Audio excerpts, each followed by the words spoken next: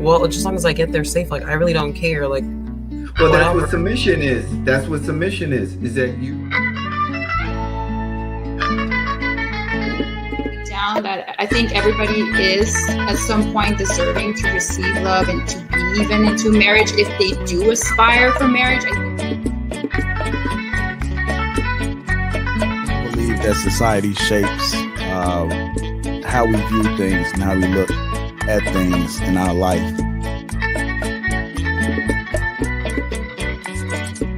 Make your own bed. That's basically what Kevin Samuels is saying. His delivery is what people kind of throws people off.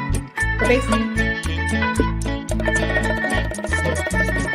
aggressive or like violent, like where I think toxic masculinity is no offense to men, that they also get this idea that, you know, women are just going to take care of them and everything is going to be like easy. A domestic violence shelter, and he brought her up to be, you know, a $25,000. Hell yeah, you need to judge in dating. It is what it is. You know, you can't not judge people just because you feel bad about it. Like, you need to know. As much as I love my daughter, there are some harsh realities and some things that her mother and I teach her in order to help her to understand.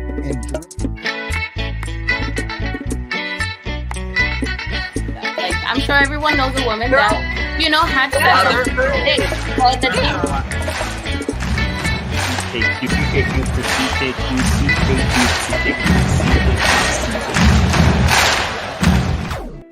What is going on? Welcome back to the CKQ podcast. I'm your host, Clement, and before I introduce the panelists, do me a favor, hit that like button and subscribe to the channel for more content like this. We go live once a week, every Tuesday at 8:30 p.m. Eastern, and we will introduce our usual panelists. We have Chris. hi everyone, welcome back. Well, I guess for me it's welcome back. I wasn't here last week, but you guys all were. So I hope you guys enjoyed the show last week. I'm happy to be back this week, and I hope you guys enjoyed tonight's show as well. Don't forget to like and subscribe. And that's all. We got John. Hey, what's up, everybody?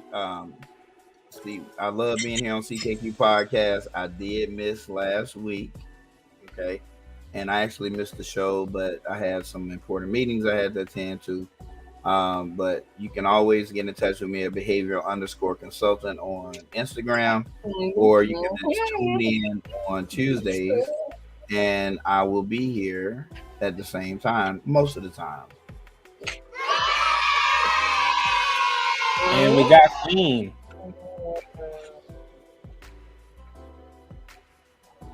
Oh, is it lagging again? All right. Why you worried about that? No, it froze, isn't it? You don't do that lying down. We keep it real. This is real talk radio. Man. We keep it real. Oh, baby. Oh, Yeah, Queen, you're freezing. No, maybe, quite possibly. Oof. okay, what's going on? Can you hear us? Can you hear me?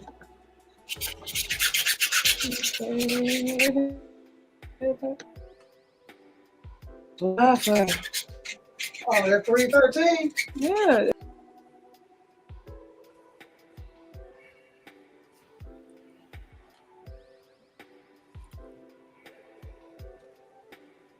What's up, Maddie? With Chase?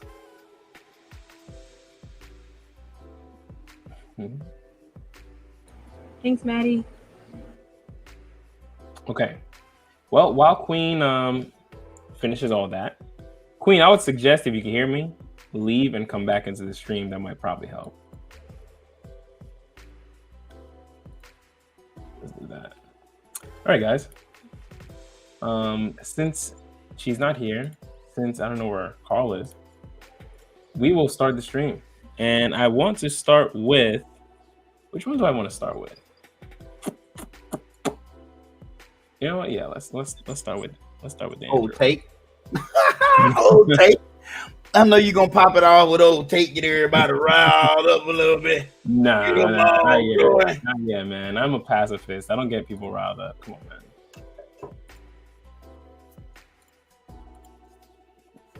man. Okay. So sorry, it's been a hot minute, as you can see. I'm new to all this. Oh, I already know. Queen, you're back. Yeah, I don't know what happened, man. As soon as you said my name, it kicked me out. I'm like, what? As soon as you said we about to do Queen Candy, I couldn't see nobody's face no more. We like, everything froze. I was like, oh boy. Yeah, so we on hotspot now. We all good though. Okay, well, we're gonna do your intro then, all right? How about that? And we got Queen. All right, y'all, what's going on? We are Queen Candy of the Queen Candy podcast. We did miss the last couple of shows, had our own interviews to do on our show, but y'all can check us out on Facebook, Instagram, LinkedIn. Y'all can subscribe to our YouTube channel, the Queen Candy podcast. So we are happy to be back. Okay.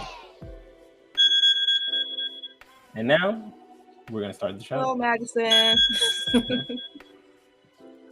Okay, so I want to start off with a quick reaction because a lot of what's going around, I would say that a lot of men don't want to get married. At least that's what's being pushed right now. So we're gonna start off with a little reaction video. Boy. Oh boy, indeed.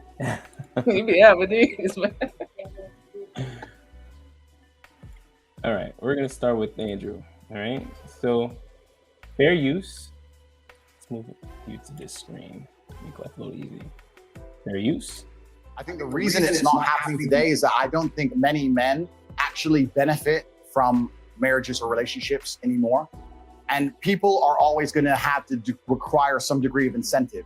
I think that we've set up the world now in a way where men are seen as worker droids. They're expected to go work all day, come home, clean up as well, share the cleaning with the woman, no meal prepared for them, not have any authority over the household, and just be a worker droid and be a sad. And I don't think that many people understand that men are intrinsically wired to desire respect amongst our peers and in our environments. This is why CEOs work so hard, because they get respect in their company. This is why we all want so much money and fast cars and status and influence, because we're respected. Men desire respect like we desire oxygen. And if a man's coming home to a household where he doesn't feel any respect, he's not going to want to be there for very long. And I think the way you fix this is you need to understand that many men don't have an incentive to be in the house anymore. I think that it's actually would be quite easy for a woman. In fact, there's a couple women who even say this on YouTube. I can't remember their names, but it'd be quite easy for a woman to make a man really happy with super basic things. Just go up to your husband and say, hey, you know more about this. What do you think about this? That would make most men's world. And there's so many sexless marriages out there with men who work their ass off and they come home to a sexless marriage and kids who don't fucking even like them. If you were to just even ask him his question about some asinine bullshit, a lawnmower purchase, he would feel so happy to feel like the man of the house. That's what men need. They need to feel like all this work I'm putting in, all this shit I'm going through, I'm respected for it. As soon as a man feels like he has no respect, that's the absolute end of a man's interest or a man's tolerance of a situation. I think that's the reason it's happening. I know a lot of men who completely love their wives. They love them with all their heart. They die for her. But he's just not respected in his house. He doesn't get to be the man of the house. Is it on him or is it on her? Like, does he need to go earn it or is it on her to provide it? It's a Thoughts? Queen, I see you nodding crazy over there. Talk to me. Because we actually watched these in the email before we jumped on, and okay, we can agree somewhat to what old dude is saying, because marriage has changed and people's standards of being married has changed. But the only thing, and it's we're gonna try to talk because we're not a man, so obviously we don't know, firsthand why. But one thing we can say is, just like you said, a lot of men don't get respect, and a lot of men don't know how to lead, and they don't really want that responsibility per se. Don't know if that makes any sense, but we're gonna try to touch on it, but a lot of women do that. A lot of women do that. Yeah, they don't. They have a sexless marriage. I'm tired. I don't feel like it. I've been with the kids. I've been blah blah blah. But what's that phrase? Happy wife, happy life. That's BS. We used to believe that too. You have to keep him happy as well. We just did happy spouse, happy house. Thank you. That's better. But the man don't want to go out there and be working like Dude said, working his behind off all day, and you got to slave and work for somebody else and listen to them in your ear, all that mess. Then you got to come home and your wife like, I don't feel like making love. I don't feel like cooking. I don't feel like doing that. That can honestly, it will turn a lot of men off, straight up, because they like, what am I doing all this for? And you don't want to reciprocate, and it's 50-50. Scratch that. Ain't always 50-50. All bad. Sometimes it's 70-30, sometimes it's 80-20. But regardless, women, we got to put in, on our end what we want from him. And that's why a lot of men don't, because they see that and they're like, oh, you too independent. You got attitude. You this, you that. And like, I don't want to spend the rest of my life like that. Then, like you said, they don't want to step up because it's too much of a challenge. They usually want something easier or someone that's easier to deal with. So it's so many variables. Like I said, we're not a man, so we're gonna try to speak. We gotta come back to that. I would definitely want to come back to what you just said. All right. Yeah. Okay. Oh, so real quick, and I want your answers to this before I let him. We continue playing it. The guy asked him, is it on the man or is it on the woman? Is it on the woman to give him the respect, or is it for the man to earn it? It's on the man to earn it. It's on the man. They're supposed to be the leader. Okay. So even if you marry her, he still has to earn his respect. Yeah. If you come in with nothing, with nothing to offer on the table, you're not doing what you're supposed to be doing. Yeah, and this is just from past experiences with our relationships that we've been in before. We're currently married now. Okay. And that's how we operate with our husband. He's the leader.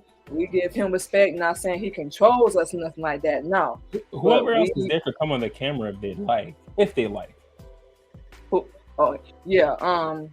If they don't have to, if they don't want to. Yeah, we give him respect. We treat him the same way we would like to be treated. So it's an equal thing, But yeah, the man should earn it. We ain't saying you got to kiss her behind. That's not what we're saying by no means at all. But, because sometimes you've been over backwards for a female and it still ain't enough. But, and women too. But smoke starting early. Shout out to E Black. What up, What up, E Black? Greetings, everyone. And we only say that because men are naturally supposed to lead, so that's why we say that. But yeah. Okay. Yeah. John, what you think? It's a mix of both. Her and him. Because you can do everything that's just all right. So if you take two different women, right? If you take a woman who's got some, and this is something I'll bring back up later on in the show. If you take a woman who's not healed from a previous relationship where she was just done dirty, right? And you pair her with a dude who doing all the right shit, right? She is still not going to give him respect. Even though he's earning it, and she should. It's kind of like working at a job and they supposed to pay you, but they didn't. Now, what are you going to do with that job? You're going to leave that job. You ain't got but one time not to pay me, and we ain't got to talk about it no more. Yeah. I want that money forwarded to my account as I'm working at this new place. That's just the way that will work. So it's a mix of both. The man needs to do what he's supposed to do as a leader, right? And in kind, because he's doing his part, you should reciprocate. It's not optional. And a lot of women are starting to think if they even want, like, not only are they starting to think that they don't have to reciprocate, they're starting to look only at the financial advantage side to it. There was this interesting, I'm gonna bring this, I'm gonna go to Chris, right? I'm gonna let Chris go, right? I made my son's eyes jump out of his head, right? And I'm gonna put this out here and let y'all women, I am a heterosexual male all the way, and I think everybody on here know that. Stop the cap. Reformed hoe, okay? So Clement, I'm just picking on you. That's but fine. I'm gonna propose to you. And me and you, as heterosexual men, are gonna get married. Yeah. And we're gonna do whatever the fuck we want to do. And we're gonna combine our incomes. Okay. If you want to buy a boat, we can go buy a boat together. We can go travel together. We're gonna get the big ass tax break that married couples do. About to get flued out. We just don't sex, kiss, hold hands, or none of that bullshit. We barely even watch Netflix together, and we damn sure ain't getting no chicken and dicking going on. But we are on paper, okay, our husband and husband, right? Chuck and Larry, all right. And we're Chuck and Larry. So if niggas can do this, and niggas make, I don't care what the numbers you think they are, men make more money than women, period. I don't give a damn what area they make more money. So you pulling X amount of 100,000 out and X amount of 100,000 out, and we pairing that up. Why we need you? Why are we even looking your direction? And we free to date whoever we want to date. These are and niggas my age, we dating 10 to 15 years back anyway. Easy too. Not a problem at all. Because she's gonna make it transactional, and I'm willing to make it transactional because I don't want you. I don't want you for more than what I want to see you. That's the direction we're going. I'm just saying. With this, what about this guy? Deshad Hunter, thank you for your question. So my girl wanted to get married, but I don't. And we've been together for like, say, a couple years. Is it right or wrong for me to say no? You better be upfront with it and be honest. Just asking for my perspective because I'm still learning as a young teenager. I can answer that one. Go ahead. Young teenager. Oh, Yeah, really so- get married. Right. All right, so right now, this is my from an older man, right? You still need time to blossom. Yep. And y'all need to work on being friends. Like that needs to be your dog, like your ride or die. So if y'all teenagers, y'all need to work on doing shit together. Like if you like playing games, she need to play games with you, stuff like that. That's what you need to focus on. Being her best friend, giving her that space to operate and come and tell you anything. Like she don't want to tell nobody else, not even her girlfriend.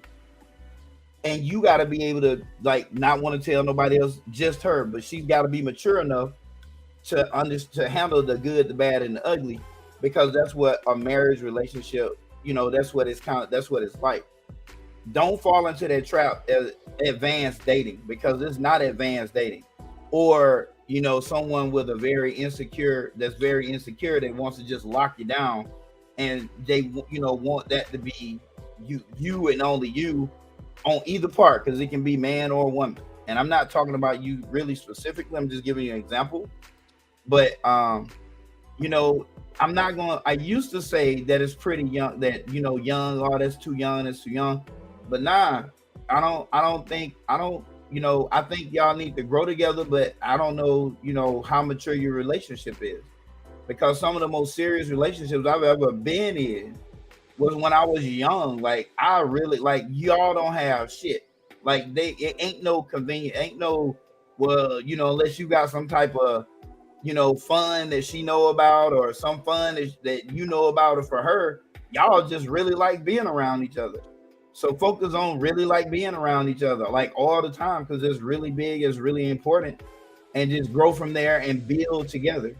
Try not to get in for her way. Understand that she needs to be able to feel complete, and she needs to understand that you need to be able to feel complete. But then y'all learn how to come together, and y'all just have birthdays together. And one day you'll look up and y'all are married and y'all best friends, and you married the right person. Yeah, I would also add on top of that, especially if you're saying you're a young guy, if your finances aren't in check, listen. Reality of the world is a lot when marriages end. Most of the time, it's because of finances. It's the number one.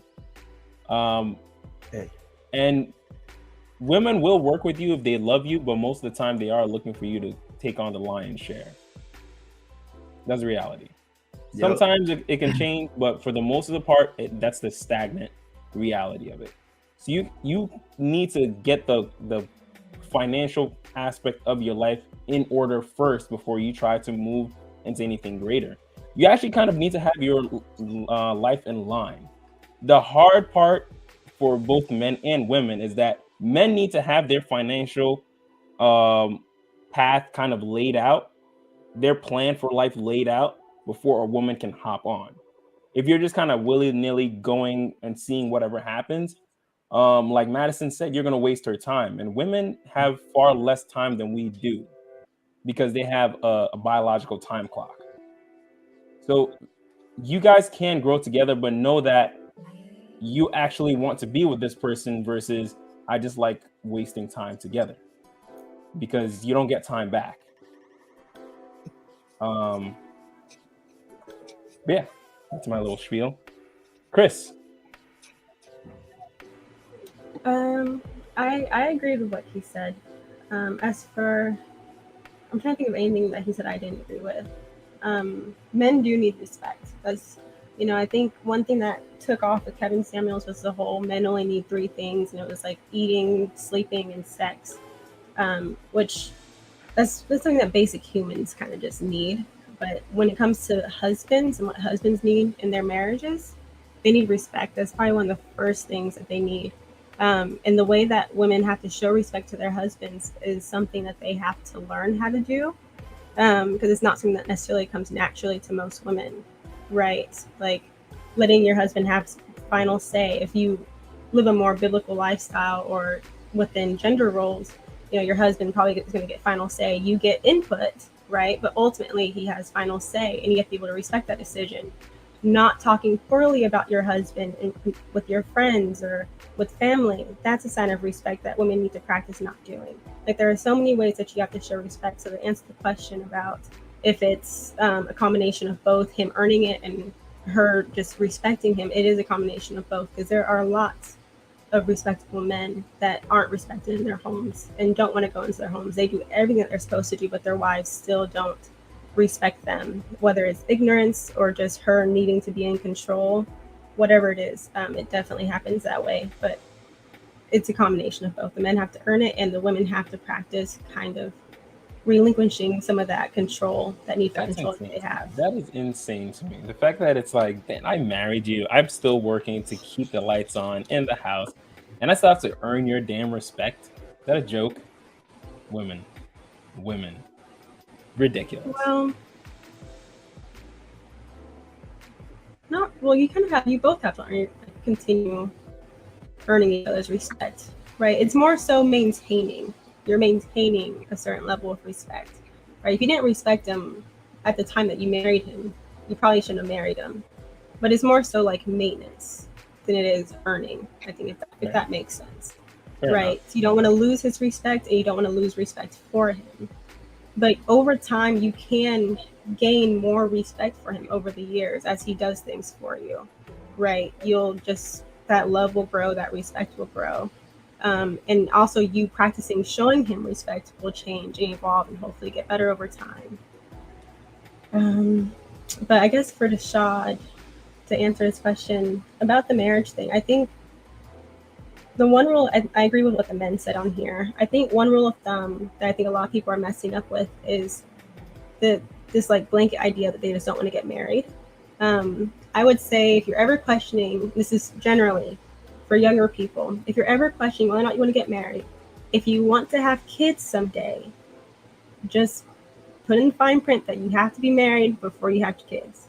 If you don't want to be married, don't have kids. But if you know you want kids someday, start thinking about what that marriage is going to look like. Consider a separate property, prenuptial agreements, but don't have a child with a woman that you cannot see yourself marrying, and vice versa. So if you want kids someday, that should maybe answer your question on whether or not you should be married.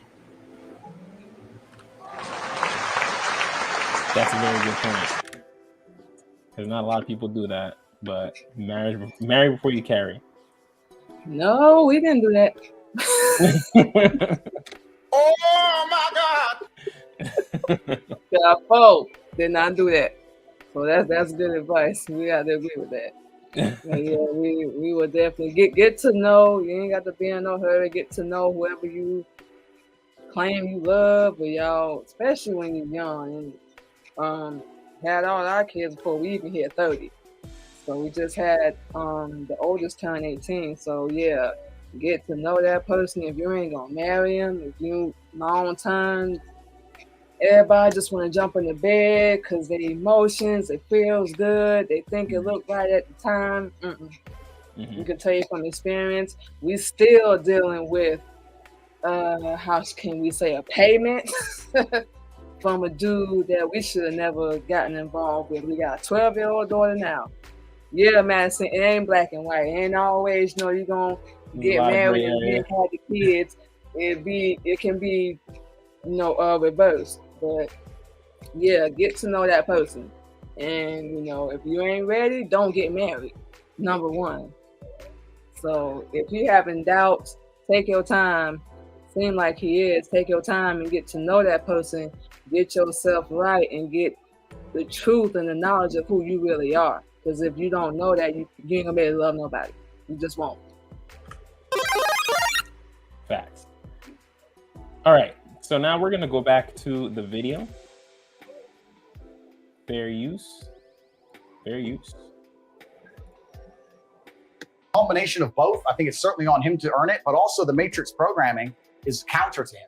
Matrix programming is trying to tell him that he shouldn't be allowed to be the man of the house, that he shouldn't be allowed to have any kind of authority in any regard. He shouldn't be allowed to be able to say what happens. The matrix programming is saying the absolute opposite all the time. And if that's getting into your woman and you don't have that much influence, and that's getting to all your children, you don't have that much influence, now you're coming home to a household where everyone just thinks you're the dude who should just fucking work. You're just a worker droid, you're the slave, you're the robot, and your feelings don't matter and your authority doesn't matter, and get fucked. And this is very conscious. If you watch any Netflix show, the mother is the smart one and the man is the bumbling idiot. Turn on a show, I dare you, turn on a family show. The mother is the one, hey, calm down, I'm smart. And the man's the like, oh, beer. Watch any of these shows. They're trying, Guy, the all of it, Married with Children, any of it, all of it. They're reducing the man to just a bumbling idiot. And it's very hard, I think, for a lot of men to accept being in a position of constant disrespect. I'll tell you this now. If I had to choose a long-lasting marriage with a woman who loved me or a woman who truly respected me, I might choose respect over love. Even though they're the same thing for a woman, because she loves you, she respects you by default. But if I had to choose, I'd choose respect. I've been through too much and worked too hard and go through too much in day-to-day life to come home to my house and be having battles over asinine bullshit. I take care of you and I love you with all of my heart. I would die for you. If someone broke into this house, I would engage the invader and die. Please just cook dinner, please. Like, what do you want from me? What more can I do for you? And once they feel disrespected, this is another thing about the world that a lot of people don't understand. It's disrespect that will drive a man to the most heinous of crimes. It's disrespect that starts the school shooter bullshit. It's disrespect that makes men go to jail for life sentences.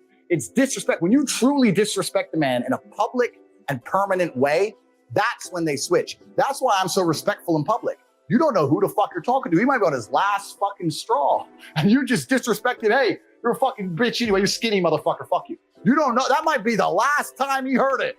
I've had enough. You don't know. Disrespect is dangerous, right? And in a household where you're constantly disrespecting a man, he's going to end up depressed and sad for even accepting. Men just want to feel respected. It's not that hard to do. If you truly, I say to anyone watching this, if you truly love your man, it would be so easy for you to just make him feel respected. It doesn't even take actions. You can do it with basic words. Ask his opinion on something, big him up once in a while. And because we're supposed to be supermen and we purport ourselves as supermen and we're stoic, but we talked earlier about how we still feel everything. So when you're a strong man, especially, they're like, he's fine. He's fine. He's fine. He's fine. Be nice to the dude. You'd be surprised how far you get. But this is why I think most men walk out of marriages, because they're like, you know what? I'm not getting any respect here. I get more respect from this dickhead stripper, 18-year-old hoe for throwing money at her than I do giving money to my own wife. Where am I being respected? Well, at least she's smiling at me. She ain't smiled at me in years. If you enjoyed this video and you want to watch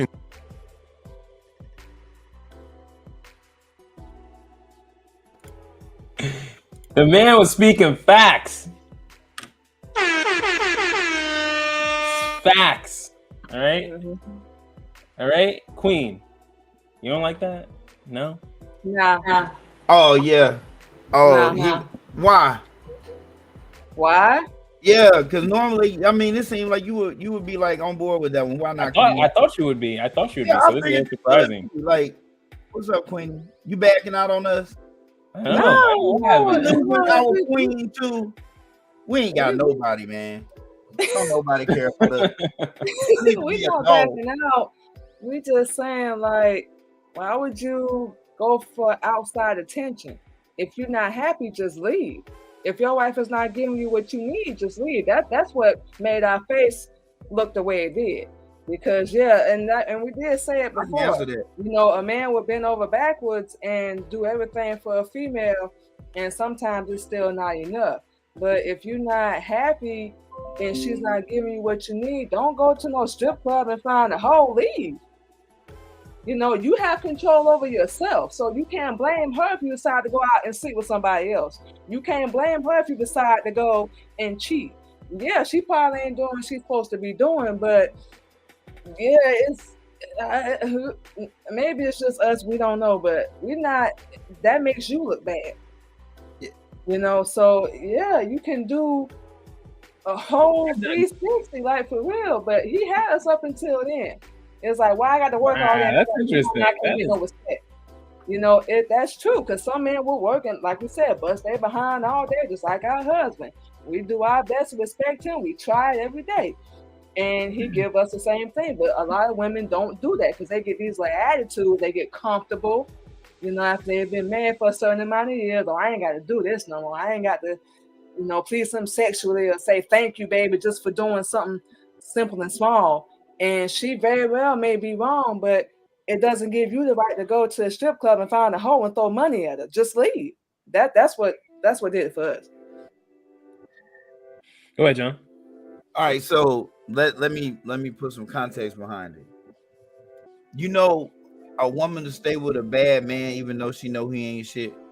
Oh yeah, we done did that. But do you know why? Because she waiting on him to fix himself. She waiting on him to change.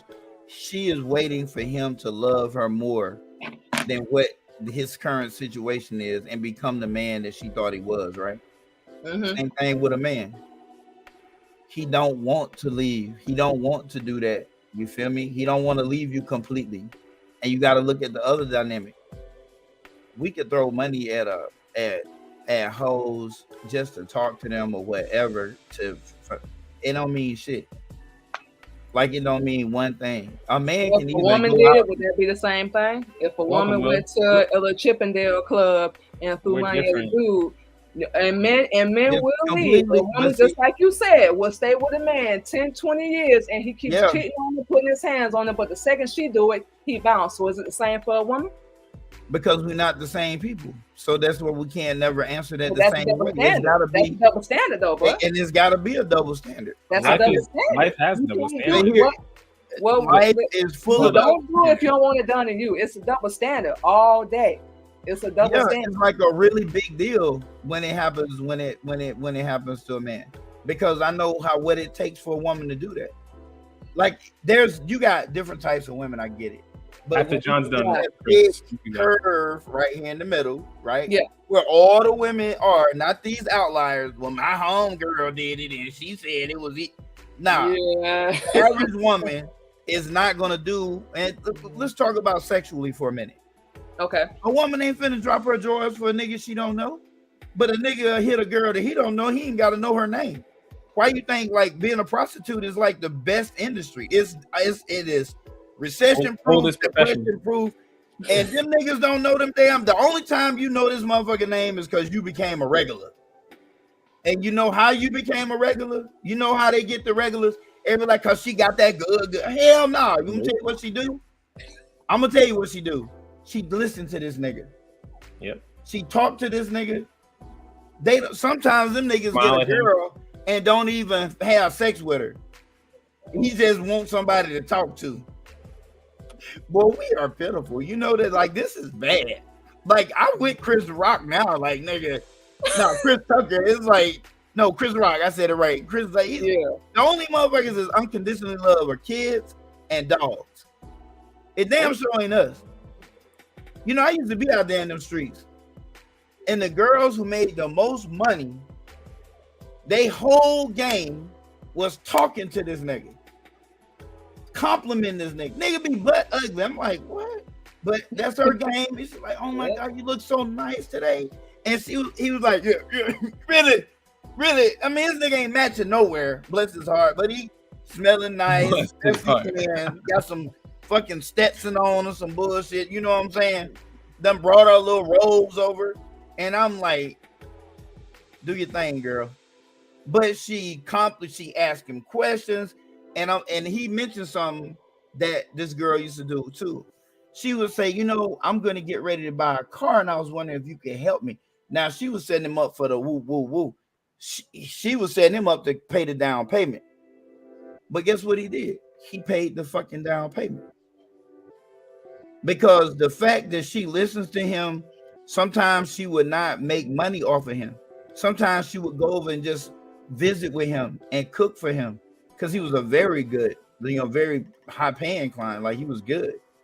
But in the end, she made the absolute most money overall. Yeah, she would give up other days to go spend the night with him. She'd give up other days to go on a cruise with him. She would give up all these things and would not charge him, but treat him like he a regular girl, like that's his girlfriend. And he fell in love with her because she was giving him so much respect. He was heard. He wasn't married, so he wasn't cheating. He wasn't married. He had low self-esteem. He wasn't that guy who would go to a bar and just talk to somebody and meet women. He was just that guy. You know what I'm saying? But he was very polite, very respectful. Matter of fact, he didn't even curse. Like, some of us on this panel got a worse mouth than he does. He was an engineer. Shout out to Intellectual Schoolbox. So respect means a lot to us. Like, that is our love language. We say we love you back. Just if you say I love you too, boo. But when you showing me respect, no, I really love your ass. Yep, facts. Like, like a nigga say something crazy to you, I'm gonna act all the way out. Like, I'm gonna have to tell you where the bail money at. Like, boo, you got me, right? Babe, what you trying? I'm finna kill this nigga. Like, it's bad. This is bad. You shouldn't have never told me. I'm finna go handle this. Y'all, I am tripping out right here because this is the first time I've joined since I'm in control. Like, I can have control. So I was like looking for stuff like, that don't look right. That don't look right. Yeah, you see the full control of the panel, right? I saw you. I was like, yo, where my picture at? You just say respect is not a love language. Respect ain't a love language. Oh, actually, you know what? Let's get to Chris. Chris was waiting. Yeah, go, Chris. Hey, Chris. As always. Hi, Nick. I like your hair. Thank you. Okay, so a lot of women say what Queen said, and I actually got a lot of flack a couple weeks ago for saying what I said about this. Okay, with the cheating thing, I think, number one, I think that a lot of people forget that sex and intimacy are a part of the psychological needs. And when you're deprived of something that you need, you don't really know what you'll do when you're desperate. And I think that a lot of women are with really good men who made one mistake and they always go to, you can just leave, you can just divorce me. But sometimes cheating, and I'm talking about it happens one time. If he's having a full affair on you, that's a whole nother thing. But oftentimes, or sometimes, cheating can be the symptom that something worse is going on. Right? It's the headache that sends you to the doctor to find out that you have cancer. And I'm not saying that it just means that him cheating is your fault. What I'm saying is, don't just throw away your entire relationship because he sinned. That's between him and God. He should feel very guilty, very ashamed, and he should fix it. But you have to sometimes have a little bit of empathy if you know that you are not doing your role in that marriage to keep him just as satisfied as he's been trying to keep you. People make mistakes. No one thinks they'll drink muddy water until they're very thirsty. No one on this panel has ever been in that position, I assume. But when you're desperate, you might do something that you don't want to do. I drank a little muddy water before. I grew up in Africa, so it was just a little mud, not a whole lot. But, and also, the double standard does exist, but not in the way that we say it does. Women will say all the time, my husband hasn't taken me out on a date, which is why I let this other man give me attention. Only the way that my husband should be giving me attention. There are women that take gifts from other men just because their husbands can't afford certain things. There are women that go out on dates while married with other men. There are women that talk to other men intimately because their husbands aren't available for them. That is also cheating. Just because you aren't sleeping with him doesn't mean you are not being disloyal to him. So women can oftentimes cheat as well. We just do it in a different way. Ooh, unique disagrees with that. Huh? That makes sense, but if, a lot of times, if your husband were to hear it or see it, and he feels disrespected by it, and he feels deceived by it, it is wrong behavior. Just like how throwing money for a lot of women at a stripper, they say leave. It's based on what your husband finds to be disloyal. The same way as it goes for what you find to be disloyal. You have to respect each other's wishes within your marriage. You can't pick and choose what's right and wrong. Unique. You disagreed with that? You disagree with what she was saying? You're still muted. Oh, is she on the phone? Oh, I was, monitoring the chat. I'm sorry. Gotcha. Okay. No worries. I agree with the part about if you accept a gift, or if you accept a compliment, or if you accept anything else that's nice from another man. As long as you not, to me, as long as you ain't physically, even a woman with my husband, as long as you're not physically touching them and you're not talking bad about me to that person, you ain't physically touching them, you're not talking bad about me. It doesn't matter to me, because I've had people at work that I've been really cool with to give me things, and it had nothing to do with because they wanted me. They were just being nice at the time. So I don't think that. Hold on, real quick, Will. If you have time, click the stream at the top of the chat to join the conversation. If you have time, it's at the top of the chat. Click the link, and you'll join the combo. Yeah, well, I sent him the link. I sent him the YouTube thing. Oh, you did? Okay. Sent it to him too. Yeah. Perfect. Nah, but I don't think just for accepting a gift or a compliment or somebody being nice to them, because sometimes when you at work, there are people that you click with and that you don't. It may be a male. It may not be a female. Knowing that y'all not crossing that line as far as like touching and I'm gonna plan this because I want to be with you and all this other stuff, then to me it's not. Well, compliments are just kind. We get compliments from each other all the time. That's different. And I'm pretty sure if you got complimented in a certain way in front of your husband, there are certain compliments that are disrespectful that your husband wouldn't mind. The idea is, would your husband be okay with it, and are you doing it to be deceitful? Like that we know as women things that we do that we would not want our husbands to see or our boyfriends to see. Like, we all had those friends that have sent the pictures, sent the texts, had the backup men because their boyfriends weren't doing enough or their husbands weren't doing enough. So even though I think it gets brushed under the rug because it's not touching or it's not what we think would hurt us, but we neglect what may hurt the men. Like, ask your husbands for things that they think are crossing the line that might be deceitful or disloyal to them, not necessarily what you think would hurt you, just to be fair in the marriage. But I agree with what you're saying, Nick. What's going on, Carl? Hey, y'all. Sorry I'm late. No worries. Hope everything's all right. I'm sorry, I understand what you're saying. Go ahead. Queen Candy. I'm just gonna say this real fast. Cheating isn't a mistake, it's a choice. So that's why we said earlier, if your spouse, husband, wife, male or female, it can be both. If they're not giving you what you need, then bounce. With us, the only thing we can say is if a man cross the line, because we do our radio show, podcast, jewelry, and whatnot, if they cross the line, or we tell him right away, we'll show him the text, we don't even care. We'll tell him, you can go through our phone. We so boring, it don't make sense. But that's neither here nor there. But we've been on both sides of this discussion, and cheating is not a mistake. That's like accidentally stepping on somebody's foot and like, my bad. No, it's a choice.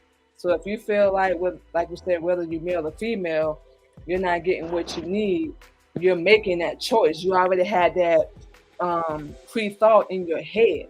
Oh, I'm gonna go talk to somebody else because my husband ain't buy me this, or he can't get me this. No, if you go tell them and they're not doing what you need, or you feel like they're not giving you what you need, then leave. It's a choice. So if you're accepting that attention, whether you're male or female, from somebody else, that's not good. So how would you feel if your spouse was doing that? That's the position we always try to put ourselves in, whether we at work or whatever. We barely interact with males, period, unless we handling business. But we let them know, we married, don't even try it. If they do, they haven't. But when that situation comes, we're going straight to our husband, because that's the respect we have for him. You're not going to mess up what I got. Absolutely not. But that's a choice that we made being married. So cheating is not a choice. And I think somebody mentioned something about a mistake earlier. It's a choice. It's not a mistake. You already had that thought in your head. I'm gonna go sleep with this dude. I'm gonna go to a strip club and throw this money at this woman. A lot of us, men don't know how to lead, and women don't know how to follow. That's the problem. Oh, I gotta slightly disagree with that. It's just like a job, man. When you go to a job, if you late too many times, they give you a warning. You keep being late, they're gonna fire your ass. It's the same thing. Yep. Men can accidentally have sex with someone. No, they cannot. I understand. I accidentally slipped on a bar talking some pussy. You cannot accidentally. It could have been a mistake. That is a lie. It could have been a mistake. Yeah. Listen. All right. Wait. Hold on. It can legitimately be a mistake. Why? Because women get so many chances, so many people hitting on them all day, every single day. So they're used to saying no. But for the most part, guys don't get that same kind of attention. That's an excuse. That is the biggest excuse crock I've ever heard.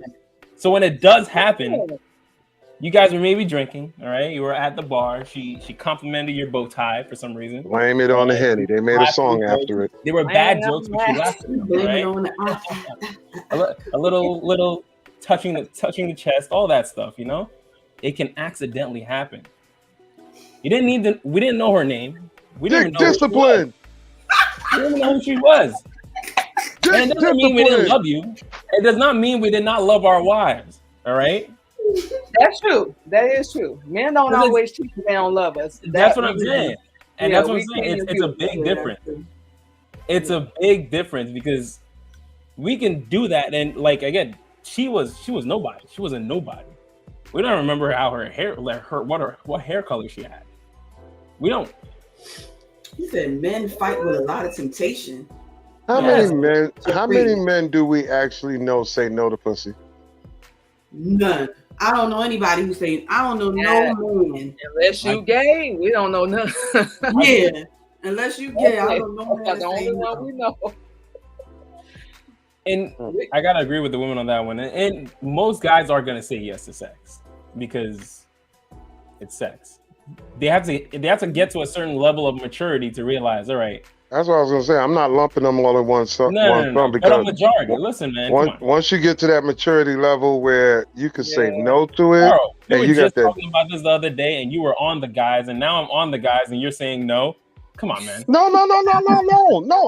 I'm still with dick discipline. I don't care what anybody say. Okay. I'm gonna stick to that one. Shit. Can I go talk about the clip a little bit? Yeah, talk about the clip. You know what? Do you want to do a quick rewatch? Sure. Yeah. Listen,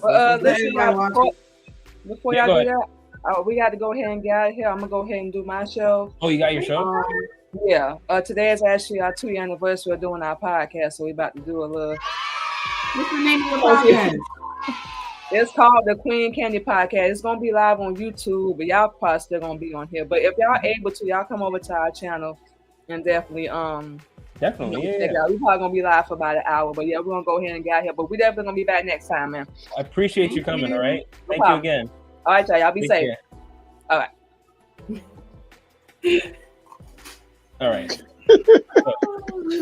Hey, Doc. Hey, what's happening? What's happening, Carl? Hey, Hey, man. I missed your show last week, bro. I heard it was jumping, man. I'm trying, brother. I'm trying. I'm I had learning to from meet y'all. I had to meet with my mentor in the chair. We had to do a Zoom call, and I couldn't miss that. Like I had to do it. Thanks for helping out, Carl. I'm learning from y'all. Thanks for helping out. Yeah, I started a new job, so that's why I couldn't make it. No worries. No worries. Hey, there's Chris. Yay. What's happening, Japrice? I see you. I see you out in the comment section commenting. Okay, let's do this. Let's do this one more time. Fair use. Oh shit. Days I don't think many men actually benefit from marriage and relationships anymore. And people are always going to have to require some degree of incentive.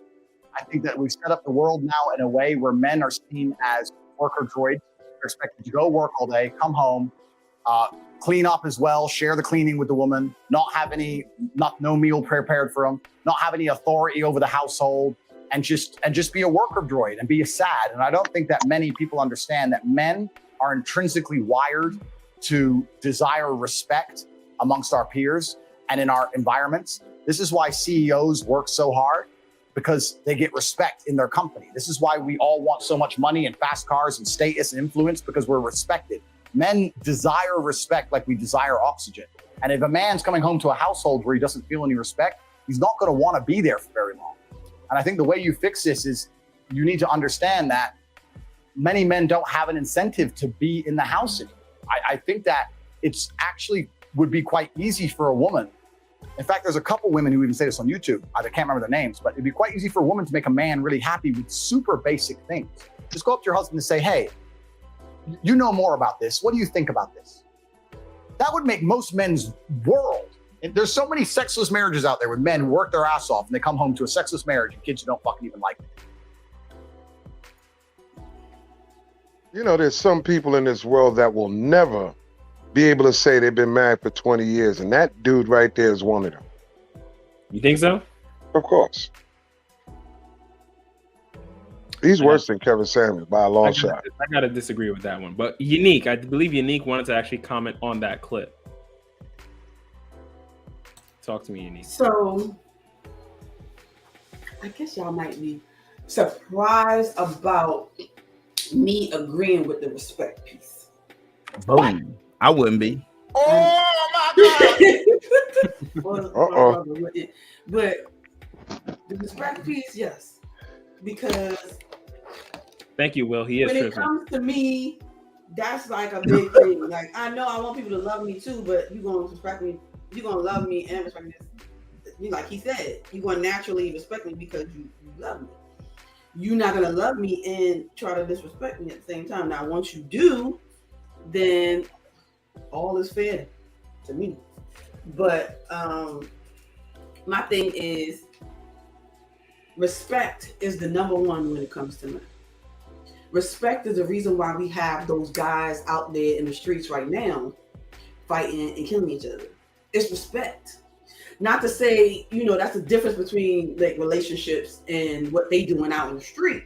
But all y'all have to do is go to Dr. Joyce DeGruy on YouTube and look up her book. And it's called Post-Traumatic Slave Syndrome. And that's the basis, a little bit of the basis of what her research was about. She kind of asked them, she asked the young Black boys, what is it? What's most important to them? And she observed them. And it was about disrespect. The reason why they fight, the reason why they do this, whatever, is because out of disrespect. Oh no, he disrespect me, so I have to do this. Mm-hmm. So when it comes to little boys, that I believe that. I believe that's true. As far as there's a difference between ego, pride, and respect, right? Yes. And it could be some men's ego, it could be some men's pride, because it kind of verges on that. You know what I'm saying? All of that to me. Like, but I think the guy in the video, he's egotistical. I don't like him either. I agree with you that, Carl. But as far as what he said about respecting men, to me that's true. I mean, you don't even have to ask for respect. If you come correct, the way you move, the way you talk, the way everything, you don't have to demand or ask for respect. You know what I'm saying? Men in marriages that are moving, acting, doing all the right things, and they still don't get respect. The only way you don't get the only way a woman, I feel, don't respect a man, and that's because he's not commanding. You understand? Because that's the thing I love about human interaction. Women have a way of letting you know when you slipping, and that's when the disrespect will start seeping its way in, because you're slipping. You're not loving her in the bedroom the right way. You're not, financially. It's a lot of things that, and these are the signs, as we all say, looking for the signs. Yeah, you notice everything was good at the beginning, and then after a while, when people get comfortable and they start seeing you for who you really are. If a man's paying all the bills, he's got all the money, so you guys could take trips. Sit up. He does his best he can to be in the house, to help you with the chores, because you can't do anything, and then he's still gotta somehow try to find some way to figure you out, because you as a competent adult can't figure yourself out. Unless you see through him as saying that he's doing all that shit to pacify the situation, that extramarital affairs, children out of wedlock with other chicks, cheating. You're just doing all these random scenarios. I'm just talking about the basic standard average guy who's not cheating, who's just doing his right shit. Why is he respected? Because he's not with the right person. That person don't love him. Because if he's doing all the right things, there's nothing for her to complain about. There's nothing for her to be disrespectful about. If he's actually helping with the children, he's actually helping with the cleaning. Now, there are simps out there who do a whole bunch of stuff, and there are people who don't feel sure of themselves. Let me not call it a simp. People who don't feel sure of themselves, who are not confident in themselves. Square peg in a round hole. They're just gonna force it. Yeah, they may get suckered into doing all that stuff, and then the girl ain't doing nothing to them because the girl know how to pretend. You know what I'm saying? Because I've met a woman like that who's married, who is waiting for the retirement age, and then she's divorcing because she'll get everything. Who doesn't work and hasn't worked for 16 years. This man pays her bills. And took care of her illegitimate child, like the child that she had before him. And she takes vacations with his money to go cheat. Go ahead, Elizabeth Taylor. So, to me, I feel like he knows something and he just doesn't care. You see what I'm saying? I think he's getting old and he just doesn't care. As long as you come home and suck me off every once in a while, do what you want. Which I'm sure she's probably not even doing. She probably does once every 2 months, if that. He's probably good with that because they still together. You gotta remember too. You know what? At that point in time, it's self-respect. It's self-respect. Mm-hmm. You don't respect yourself, then you can't really expect her to respect you. You gotta remember too. A lot of people do things for wrong reasons, and like I said, you got guys that's out here having their fun and all of that, and they're what they're really doing. If you see through the lines, they're investing in a home attendant because they're out of gas. Go ahead, Chris. I was thinking the other day, how far does for better or for worse or till death do us part, how far does that go? Because I like, people get divorced so easily now. And I was talking on my channel, or not, my Instagram, about irreconcilable differences and the things that people can just get divorced for that don't seem to really have any weight, in my opinion. But also with a lot of it, it's like cheating seems to be like the final straw for a lot of women, but the vows don't say till death do us part or until he cheats. You know, it just says till death does us part. And it's not to say that he's allowed to cheat on anyone, or you're allowed to. For men too, Chris? Yeah, it goes both ways. But I don't really hear men saying, like, very rarely do I hear men say, like, I can't really look at her anymore after she cheats on me. But you don't really hear men saying, like, once she cheats, it's just over. Like, I'm just gonna divorce her. Like, I don't see men just jumping straight to just leave me. Men don't leave women because they cheat. That's the same. The question is, though, where does till death do us part? Where does that? I might have to disagree with that one. I don't think that exists anymore. The cheating thing with men? No, The the cheating- death do us part. Yeah, I've heard men say they can't. Oh, sorry, go ahead. The death do us part, yeah. I think a lot of people aren't taking the vows as seriously, but that's because I think we live in a godless world right now. That's why people don't take it as seriously. But I think the cheating thing is probably one of the hardest things to look past. For men or for women? As a man. For both, but I think it as a man, it's kind of seared in your brain a little bit more. Yeah, it's bad.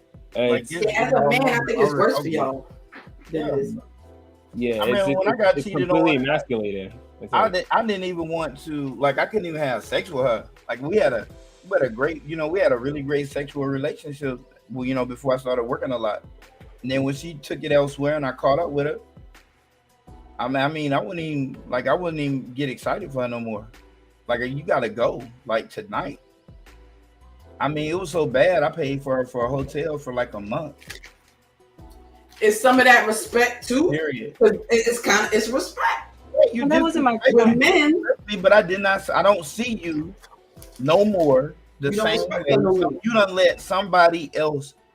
What you did was said that this is your buffet for as long as you want, eat all you want, blah, blah, blah, because you're doing your part, right?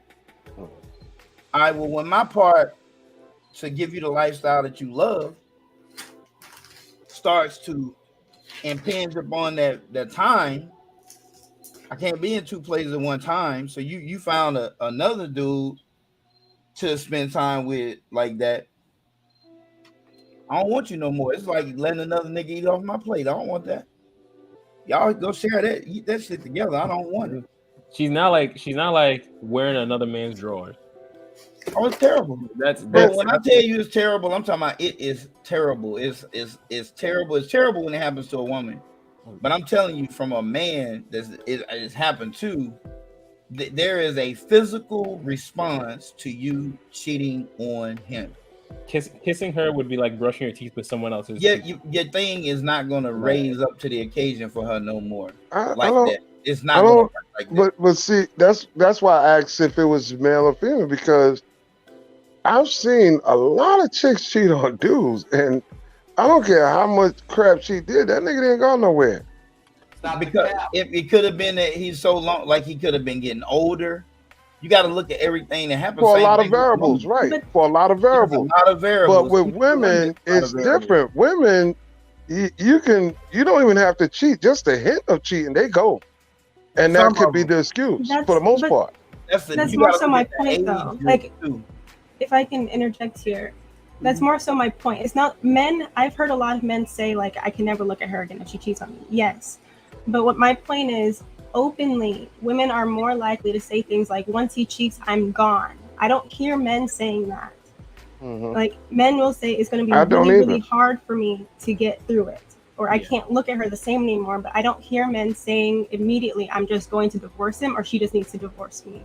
Or I don't hear men saying that anymore. But maybe they're thinking it and they just keep it to themselves. Other than the territorial factor of it. I know. I just honestly think men may take the vows more seriously now. I agree with you, Chris. A lot of people don't take But the vows seriously. I agree with you though, Clement and John. Like I agree, we're on the same page there about how men feel about cheating. Yeah. Okay. Mm-hmm. You scared me for a second. I was like, wait. No, I've heard that a lot, plenty of times. Yeah, I agree. Hey, Will, what's going on, man? What's up, everybody? Hey, what's happening? Mr. Controversial, how you doing?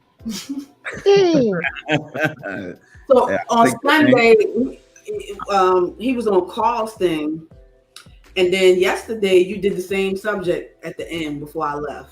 You did the same subject on your thing yesterday. Men are superior to women. They are. Men are Seen superior. that live. Yeah. They are. You did it again. Hold on.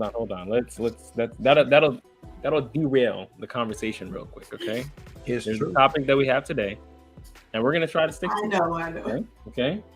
Because maybe that could be Carl's week. When Carl Why? I got a different thing with that. Or Unique, maybe you could do it. Maybe Next week is Black Girl Magic versus Black Girl. Oh, you know I'll light into it. I will go right on into that subject. Quick. But let's do this reaction video real quick. All right. The video with Andrew Tate. Oh, no, we finished the Andrew Tate one. Andrew Tate's the truth. He's I back. swear. All right, fair use. Ahead of men. Body counts. Daily tips on how to stay ahead of men. Body counts. Always lie. Even if you don't care. Men care. Men do not respect whores. Yes, men are whores. Yes, men have no self-respect. However, at this time, this is not about them. It is about us, as it should be. The number is always under 10.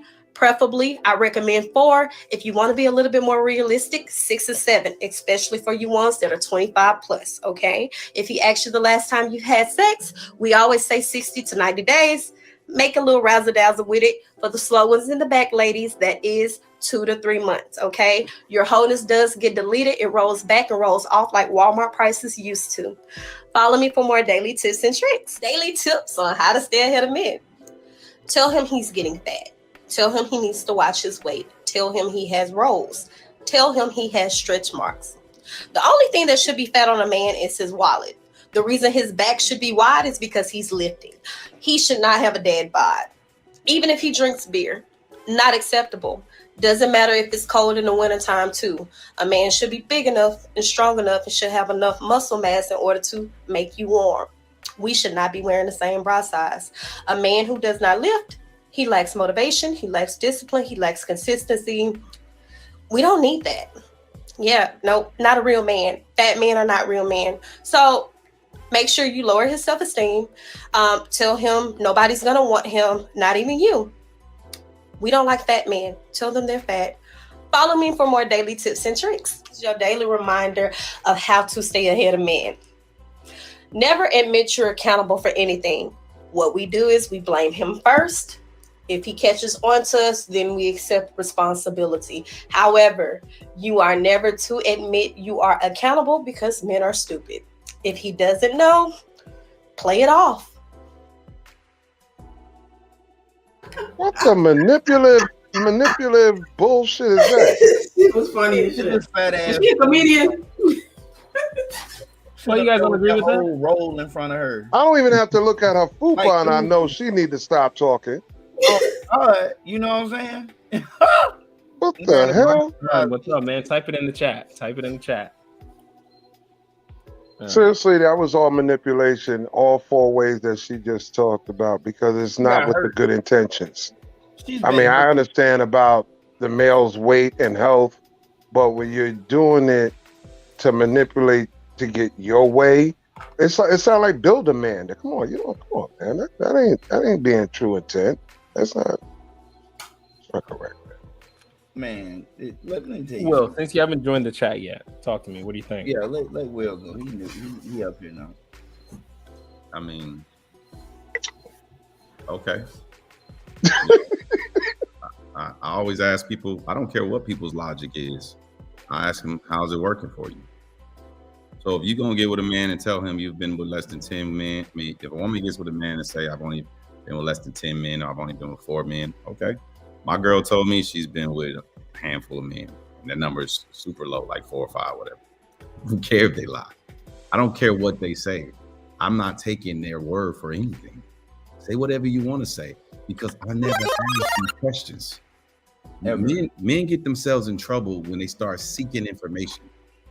That's how women get themselves in trouble. When you start seeking information, you subject yourself to be lied to. There's a 50% chance they're going to tell you the truth or they're going to lie to you, because there's only two answers. But because people, whatever motivates them, whatever increases the likelihood they will get what they want, you lean towards that answer more often than the opposite answer.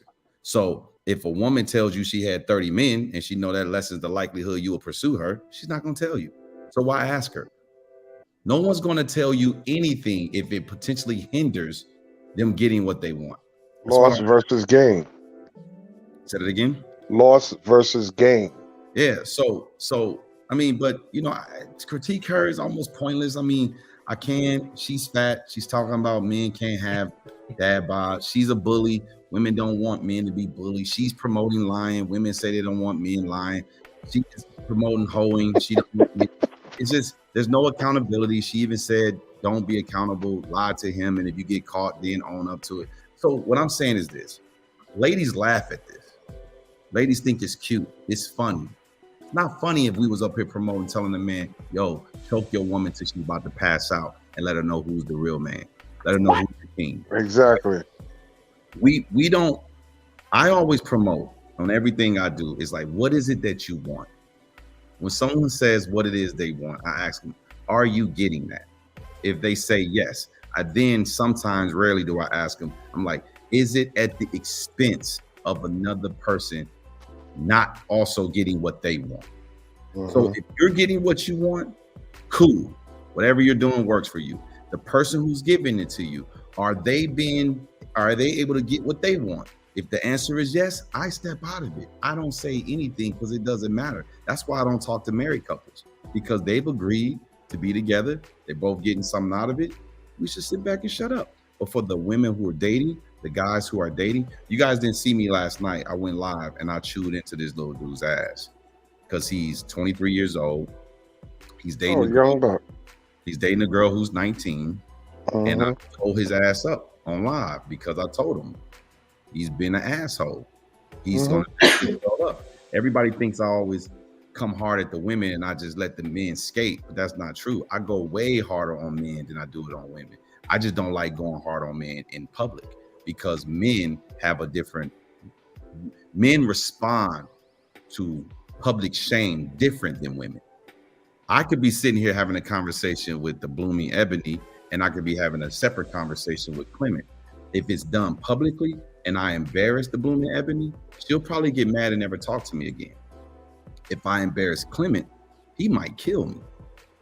There's a difference in reaction with men. So I handle men accordingly. And I tell women, I don't want to get, I don't call women out their name and stuff like that. I don't get that aggressive with women. But the likelihood that a woman responding with violence is slim to none. The likelihood that a man respond with violence is over 50%. So it's like, I gotta do that with men in private. I can't do that with men on a public platform because I don't need them problems in my life. But that's all I gotta say about it. That's good perspective. Yeah, great perspective.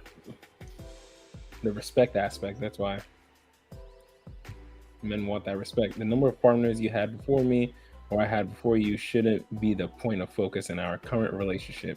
We shouldn't be competing with each other's past. We need to build our futures. I like the way that was very well put. That's not true though. No, it's not, but no, it does matter. That's it why matters to a point. But I'm like, Will, I don't ask the question. Yeah, but you can't say it doesn't matter. The reason why it shouldn't be discussed is because it does matter. And if I like you and I want to get to know you, I'm trying to get to know you. I'm not necessarily trying to get to know your past. But if your past was to surface, it will affect our present. Oh man. I think a lot of time Pete, this Carl, hold on something, Clement. Carl, because I know you want to object to that. You know I am because I'm trying to see the correlation. Can I ask a question about what he just said? Can I ask a direct question? To me? Yeah. Go ahead. About what you just said. Mm-hmm. And I It want doesn't matter. to let Carl understand it though. But go ahead. Ask Oh, your okay. question. No, go ahead, Nate. I Ask want to your hear this. question. Ask your No, question. no. No, I won't forget what I'm going to say. I want you to ask your question. Go ahead, Unique. Go ahead. You know, made me forget, goddammit. Because what you said triggered something in my head, and I had it right there. Okay, well, Carl, listen. Go ahead. You 40-plus-year-old man, right? You've been on this earth for a while. Don't take whatever you do, right? Ain't nothing old about my ass. He ain't call you old. He just said 40 plus. Carl said I'm 25. I'm 40 plus too. So you're 40 plus. On your grave, bro. On your grave. Right? So look. Carl said 40-plus-year-old man. like a damn panda bear over there. You've been on this earth for a while, doing your thing, handling business. You know, you find a lovely young lady after you've been around the block here and there. You've learned a couple of tricks, and now you're like, man, I like this one. You know what I'm saying? I'm really trying to see where this can go. And she feeling you, and y'all start getting to know each other. Everything is on point. She loves everything about you. You love everything about her. Y'all 6 months in. No, yeah, y'all 6 months in, right? So it ain't a waste of time at this point. You know what I mean? You know, it would be a waste of time to some people, but you know, you're like, yo, I've been seriously vetting this woman and seriously courting this woman, and I am fully committed to just being with her at this point. I'm the wrong guy. You don't even know what I'm about to say. Okay. This ain't about you. This is about the woman. Mm-hmm. She finds out that 5 years ago, you was experimenting, exploring yourself, and you ended a relationship that you had with a man for the past for a year. You don't think that's going to affect? You don't think that's going to affect how she thinks about you? No, when y'all say the past doesn't matter, it does matter. Mm-hmm. Because if she's thinking one thing about you, never in her mind is she going to think, yo, he has been in a year-long committed relationship with another man. If that happens to be the reality, it will affect the relationship. Right. Now, the flip side, you telling me there's nothing you could find out about a woman from her past that would affect your decision to be with her in the present? I wouldn't say nothing, but if we're gonna go by body count, I don't care if she's been. Hold on, Corinne Stephens. I'm going by what was initiated from the topic. Corinne Stephens. If it was 3 guys in her life or 30 guys in her life, Corinne Stephens. Who the hell is that? It is, right? Superhead. I don't know. Give a damn about no damn superhead. What the hell? No, I'm saying if that's the woman you meet, you didn't know she had a past. See, this is what I'm saying, because that's why I said initially I'm the wrong guy, because see, I'm more forthright as far as my history. So now it becomes, hold on now, I'm answering it. The shift becomes, can she deal with me and my history? Because I can't judge another person based on what I've done and been with and so forth in my life. You get what I'm saying? So she sit here and could tell me she's been with 30 guys. I could hit her in the head and say, well, I've been over 30 swing parties. Now what? You get what I'm saying? No, I don't get what you're saying. I get what he's saying, because I'm the same way. I mean, I don't try not to judge. Men and women's body count don't register the same. So you guys are using the apples to apples when it's an apples to oranges. Facts. So if that's why, if Corinne Stephens have slept with at least a couple of hundred celebrities alone, she wrote a book about it. She slept with every rapper, actor in the industry, right? So if you meet a Corinne Stephens and you didn't know she was superhead, you get to know her, you like her, then you find out she has this checkered past. I'd probably be a happy black man. Oh. Yeah, I mean, it wouldn't bother me a bit. So it wouldn't bother you a bit that your woman has slept with every rapper, every black rapper in the industry? Nope. Because here's the thing. The one who said that she ain't, how the hell you know? What you mean? If a woman tell you, if y'all had it, like I said, like I agree with you when you said, I don't ask the question, because a wise old lady told me a long time ago, don't ask questions. And it took me over time. So let me give you the context. My younger years, hell yeah, it would bother me. Yes, it bothered me. It would bother me. It was a question I stopped asking because the woman told me, like, look, don't ask questions you don't really want to know the answer to. Get to know this woman, da da da da. I said, okay, bet. I'm learning. I'm young. I'm like 20, 21, right? But then, you know, as I matured later on, I got into this, did that, did this, did that. Shit, I got a checkered past. I ain't no damn innocent person. So how am I gonna judge her by her body count? I don't want her to judge me by my body count. So are men and women equal in your opinion? No. So Absolutely why are you not. making a comparison and making y'all equal? Because here's the thing. Even though we're not equal, how many women are going to sit up there and agree and have that same and accept, you know, and talk to our friends about it and all this other stuff that, well, he got mad because I told him I slept with this many dudes, even though he done been with this many women. Most women will accept a man who's been with 100, even 1,000 women. Well, it's contradictory. Oh yeah, No, but that's not what I'm talking about. That's a fact. That everybody but it's knows how I feel about that one, Will. Will, they know. I thought women want a man who, a woman. I even tell women, like, listen, go out there, get a dude who been with a bunch of women because that man knows more than a man who ain't been with a lot of women. Why are you making us equal? Why are you saying how can men and women are not equal? However, men and women are not equal at all. But at the same token, I can ask a question. Hold on 1 second. Unique, you got your question? Did you forget it again? I hope you're not.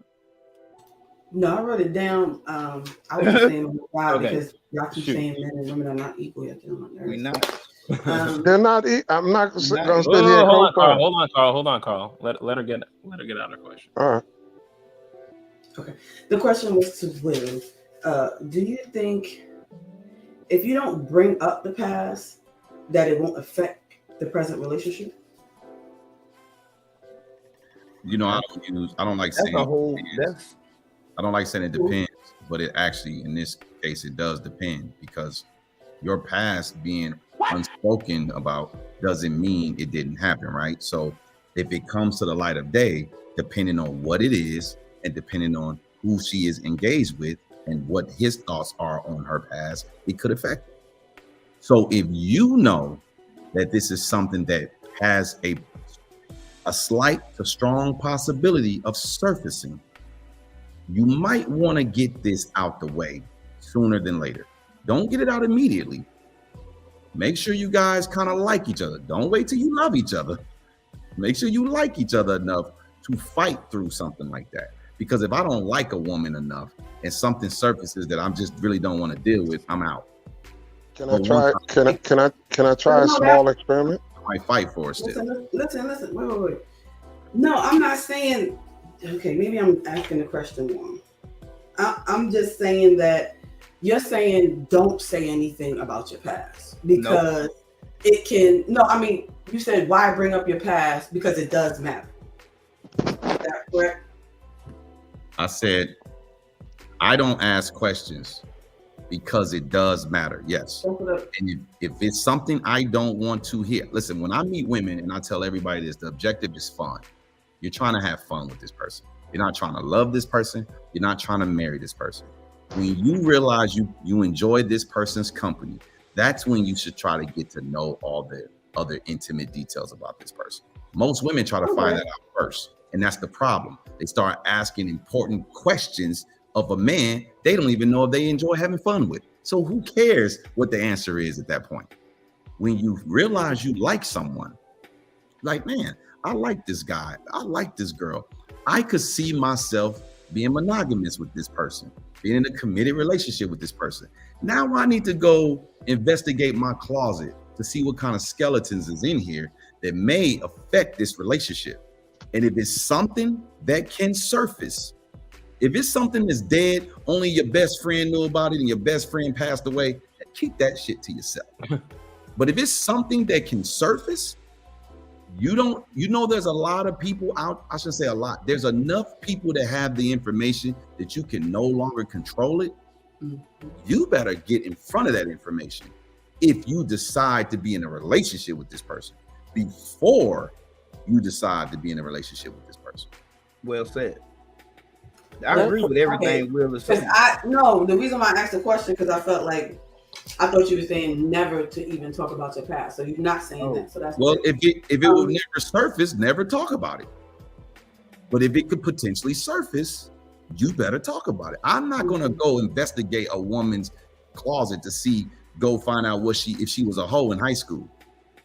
My girl, if you don't talk about it, I feel like even if you don't talk about it, it can still have an effect on your current relationship. That's what I'm trying to say. It can have an effect on the current relationship if it bothers you and is your secret, yes. But if you made peace with your secret, it don't affect or bother you. Your significant other doesn't know about it. They can't find out about it. Why would you bring it up? I make it sound like it's all negative when it can be a positive. How is a secret a positive? I'm just saying. Depends on your sexual appetite, interests, and so on. I mean, come on. It wouldn't be a secret if it was positive. Unless she experimented with women back in the day. Nigga, you love threesomes. Now you gonna look at that and say, I might got a chance now. Right. Come on. But Carl, you got to understand something. The women are primarily looking for monogamous relationships. Okay, that still don't stop a threesome. So the likelihood that your woman is looking for you to say you've been in a threesome and you like it, or the likelihood your man might be okay with that. Your man might be like, ooh, I hope she tell me she's had a threesome before and she wants another one. But the flip side of that is he's gonna be like, wait, you had a threesome before? What, 2 women? You and another woman and a man? You 2 men? Like, if it's 2 men, he's gonna have a problem with that. That's a train. If it's another woman and him, he's like, oh, so you and then depending on the dude now.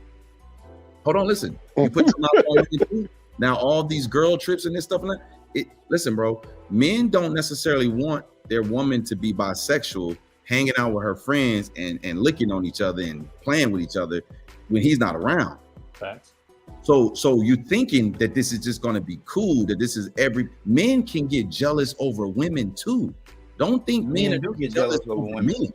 No, we saw that with Bobby and Whitney, but I wanted to try an experiment real quick. Chris, if you were seeing a guy 30 days, 60 days went by, and you over dinner or whatever ask him, when was the last time he had sex? And he say a month before he met you. Would you still entertain him and still pursue something with him? Yes or no? I wouldn't ask the question. I wouldn't want to know. I'm just asking. Yes or no. If it comes up by anybody. I don't know. Doc, you met a chick and a month or 2 went by. The question come up, conversation come up. She had sex 3 weeks before she met you. Does that affect your decision making to, pursue or just drop her right then and there?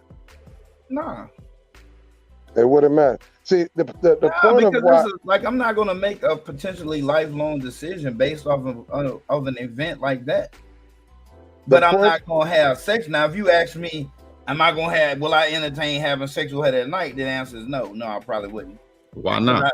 Because I want to know more about her. This gets into health. Like, I want to know, like, make sure it's been 30 days. This woman could be pregnant right now. I done went through that shit before.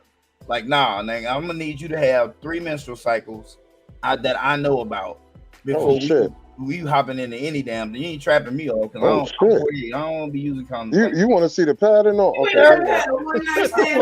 Stop lying, Doc. I want to at least give a damn. I want to at least give a damn. It's a little too crazy. I want us to tackle this.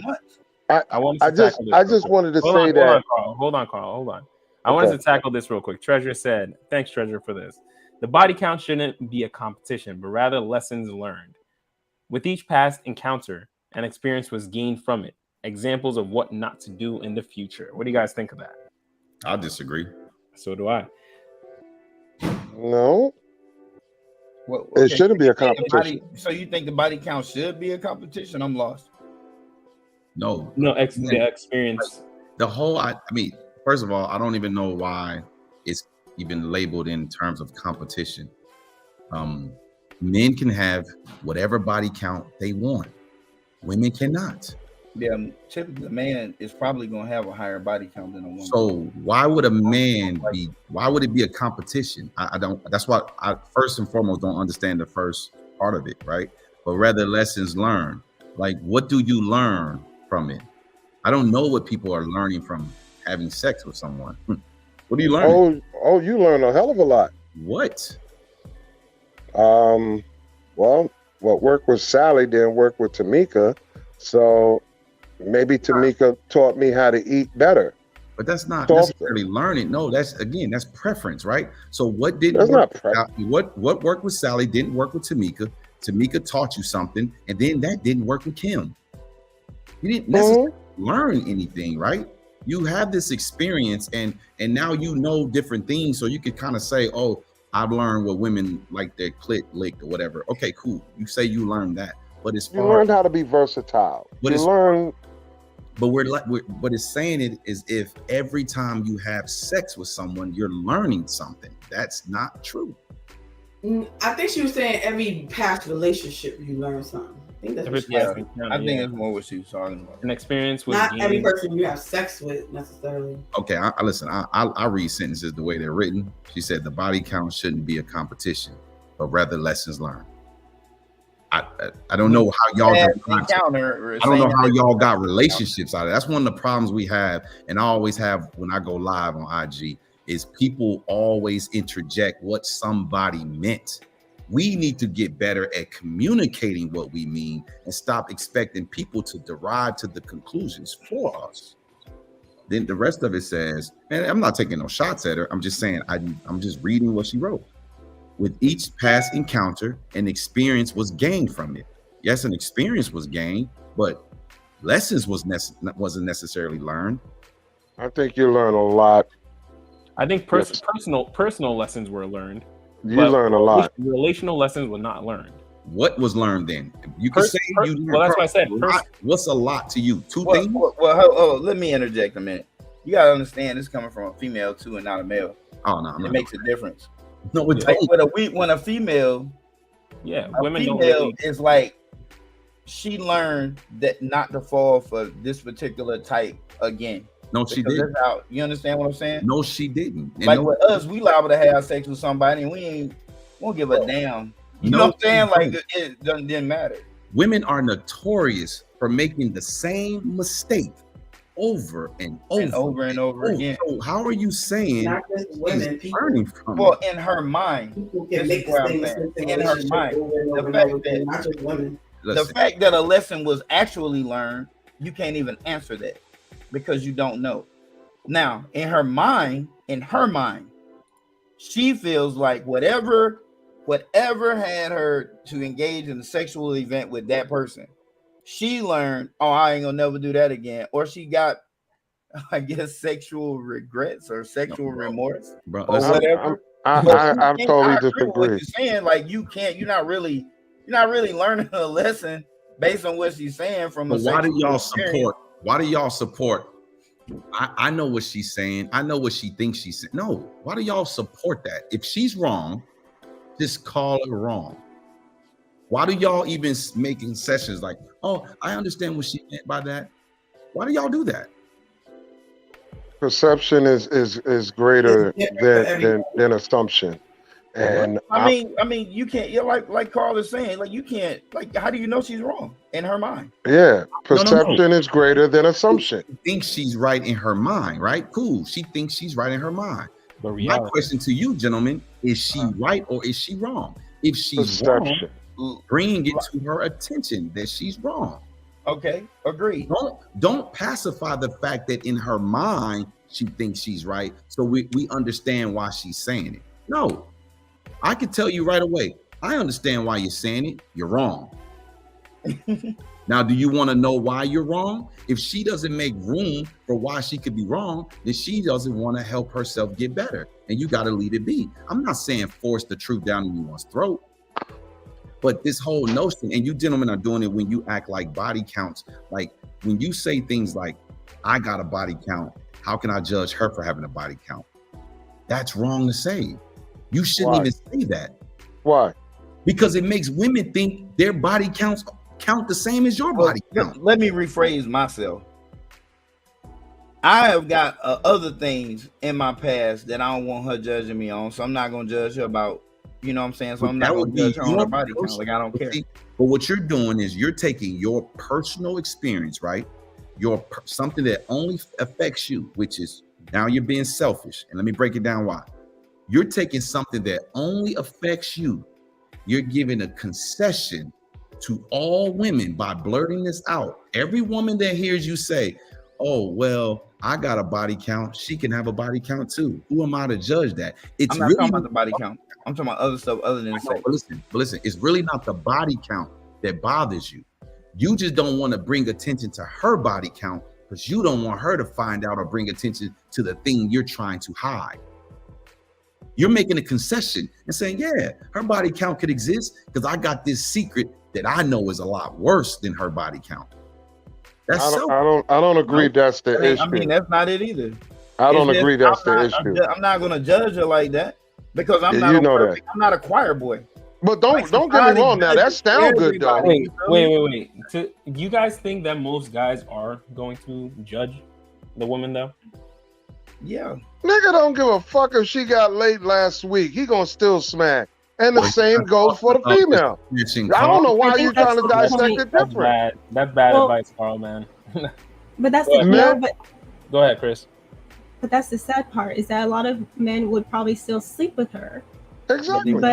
But the woman won't get the thing that she wants, which is a monogamous relationship. Well then here's and the that's thing. But Carl is conflating two things. Nobody asks will a man sleep with a woman if she slept with somebody last month or last week or yesterday.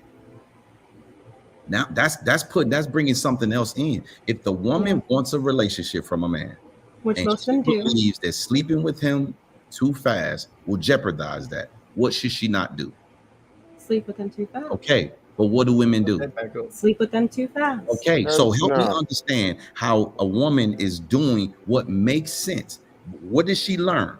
What Treasure said, experiences that we learn from, right?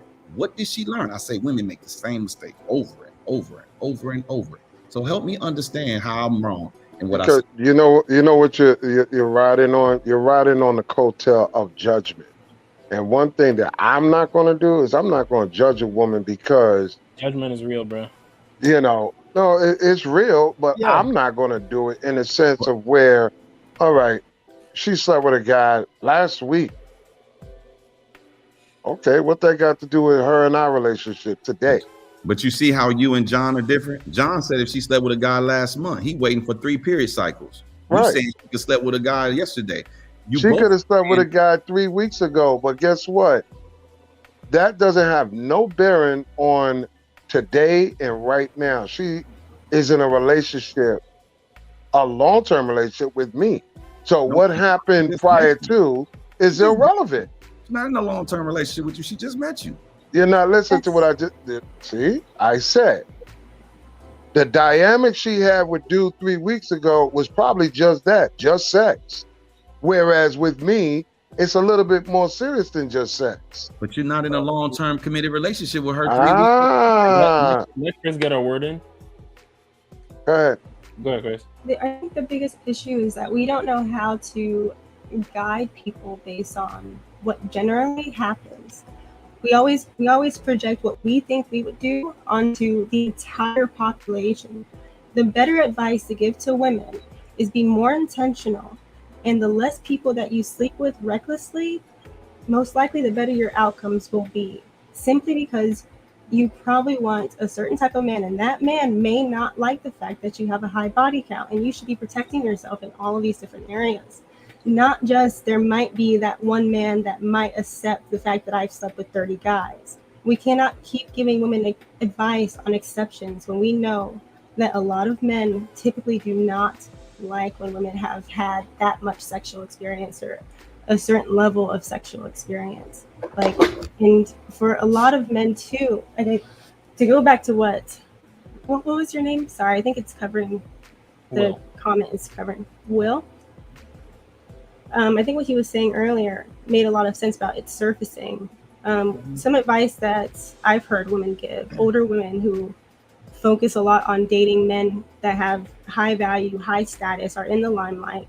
Oftentimes they'll give advice to young women that are a bit more promiscuous. That to be promiscuous, you make sure that you're being smart and that your reputation is not getting tainted, because you cannot be with one of these high status men and then have it leak that you slept with his best friend or you slept with his coworker or whatever it might be. And obviously the better thing is to just not sleep around if you have a certain type of life and reputation. But at the same time, you do have to take into account the consequences for your actions, and knowing that not everyone has to accept you for the things that you've done in the past, and you have some control over the decisions that you made. That sounds like Real society. quick, let's tackle this. What Treasure responded back with, a little unrealistic in my opinion. But say a woman decides to meet someone who baited her into a gang rape situation, wouldn't that encounter be a lesson learned? That's not going to lessons count as a learned? body count, though. Listen, I don't do. That's a far hypothetical. I don't do extreme examples. I can, and I'm okay with it. But when I deal with women, I like to deal with the overwhelming majority. There's always an exception to the rule. So I'm not going to sit here and hold a woman accountable for being assaulted. I will tell her that, like, the way I hold women accountable for being assaulted is like, if you go to a party and you're drinking and you get drunk, or you letting other people provide you drinks, or you drink over your what you can handle, you're exposing yourself. You're opening yourself up to become victimized. I'll hold her accountable. Bullshit. You can call it bullshit all you want, Carl. I bet you wouldn't advise no woman that you love to go somewhere and get drunk around horny ass men. It doesn't matter. And this is where I can't sit here and blame the woman or the victim in this and say, well, you was wearing a short skirt, so you was asking for it. That's what you're saying. It's the same thing, bro. You said because she went out there drinking in a club or around some horny men, it doesn't matter if she got flat out drunk. Niggas got no business. Let me tell you why forcing themselves on a woman, period. Let me tell you why I'm mad to the ladies. The fuck? You don't have to agree with this, Carl. The likelihood of you getting raped is slim to none. So you can have that perspective. Ladies, not to say this ain't directed to y'all or anything, but I just want to talk to the ladies because I love women and I hope this never happens to any woman on planet Earth. However, the moment you go somewhere and you get drunk, you can't say whether or not you consented to anything. So if you go and get drunk, you open yourself up to all types of questions. You're still saying she's asking for it because she got drunk. Never said you asked for anything. Just No, like listen. What You Will can't put was words in saying. people's mouths. Listen. What he's saying is exactly like that. I know, Carl, what you're saying, right? But I get it. But what Will's saying is true. Like when we look at would you advise somebody that was from Alabama to walk through the boroughs and then walk at night about 1 o'clock to the store? He got a right to do it. With gold chains and hanging nobody off. asked no nigga that could jump out and put his hands on him. But you're a pretty dumb motherfucker if you did that. Like you pretty stupid. Or gullible. Like you pretty gullible ignorant. Or, like it's late, but I know the No, I understand the proactive. Dark ass alley here. I understand the proactive and to make sure and the guidance. No, I understand that. But when you're talking about a woman getting drunk or passed out or whatever, I don't give a fuck. I don't care if her drink was spiked, her weed, her hookah, whatever. No man has the right to force himself on a woman. No man has the right to rob you, but people will still rob you at 2 a.m. if you're walking around with chains. No man has the right to rob you, but they still will. You acting like this is a moral society, and if it's morally wrong, we refrain from doing it. Yeah. Are you going to teach her a lesson, or are you going to change all men and all human behavior? I always say this. I'm going to teach my daughter as best as I possibly can how to not be a victim. I cannot teach predators how not to prey. It's first and foremost, it's too many predators in the world. How can I'm not going to hold a rally. Hey, calling all predators. Listen, guys, PSA, stop praying. But you can tell somebody, hey, this is how you reduce or eliminate the possibility of being someone's prey. I didn't say guarantee eliminate, reduce or eliminate. Mitigate risk. And that's how I talk to women, and they get mad because they do what you do, Carl. Oh, you're victim blaming. I didn't blame the victim on nothing. I held the victim accountable. That's not blaming. You're saying that because of her contributory actions, that's why the outcome is the outcome. Negligent. Her negligent actions. Okay, it's still contributing to the outcome. Right, but call it what it is. She was negligent. You put yourself in a position with a weakened state of mind, weakened physical defense, and you may have consented to this. You don't know because you don't even remember. So what if a man's drunk and a woman's drunk, they both agree, she wake up and be like, I can't believe I did this. I couldn't have consented to this. Now he's a predator now. His whole life is ruined. Because I tell men all the time too, if you drink or you deal with a woman who's been drinking, I don't care what consequences you face. You put yourself in a situation where she can easily say, I was drunk, and the law says that she can't consent, even though she did consent. And in your weakened state of mind, you couldn't think about the law. You was inebriated too. But you ain't gonna have no sympathy for him. And you not thinking about the law is no defense. Right. Ignorance of the law is no defense. Right. That's why you're gonna register and you're gonna get convicted. Right. And you're gonna go to prison. Period. Yep. And guess what? I tell people like this: when you drink alcohol, you should drink to just get a buzz. That's why I don't understand how people's tolerance is so strong. Because isn't the purpose to get a buzz, or is the purpose to get drunk? You get a buzz, you should stop. It should cost you $20 at the club, $30 tops, because you're not gonna go buy a whole bottle of Tito's and just drink it by yourself. Why the hell and that bottle may cost $30 to $50. Why are you spending $50 at the club on just you? I went to a restaurant with my cousin. His tab was about $90 of just alcohol, and it was just me and him. We was just watching the game.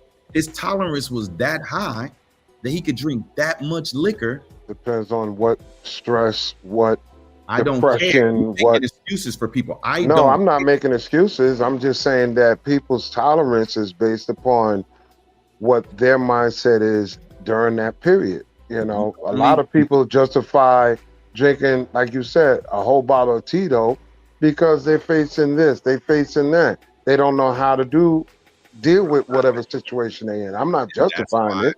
And that's why I coach people, because people don't know how to deal with stuff because they're not coached. We never teach people how to deal with alcohol abuse or drug abuse because we just tell them to stay away from it, as if telling them to stay away from it is enough to get them not to do it. We tell kids, don't have sex. They do that. Tell people not to steal. Yeah. Leave a damn boy and a girl alone in the room if you want to, and they're in the right age, buddy. You leave boys in the room nowadays, they gonna do something. Yeah, you leave girls boys in the room nowadays. Ain't nobody got time for that. Carl, you apologizing for women too much. Even if you mean well, right? Even if you have the right heart and the right spirit about it, because I'm with you. It doesn't give a man a right to do anything. Nobody has a right to violate another person. Under no circumstances, there's not self-defense. I'm just saying that I'm not tolerating alcohol being a pass or an excuse. No, it's not a pass. Or anything like that. It's not a pass. It's just a fact that she can't defend herself properly if she's drunk. Let's say it like that. She can't. I wish you could be in the world like that, but you can't do that. Like, let's say we do this trip, right?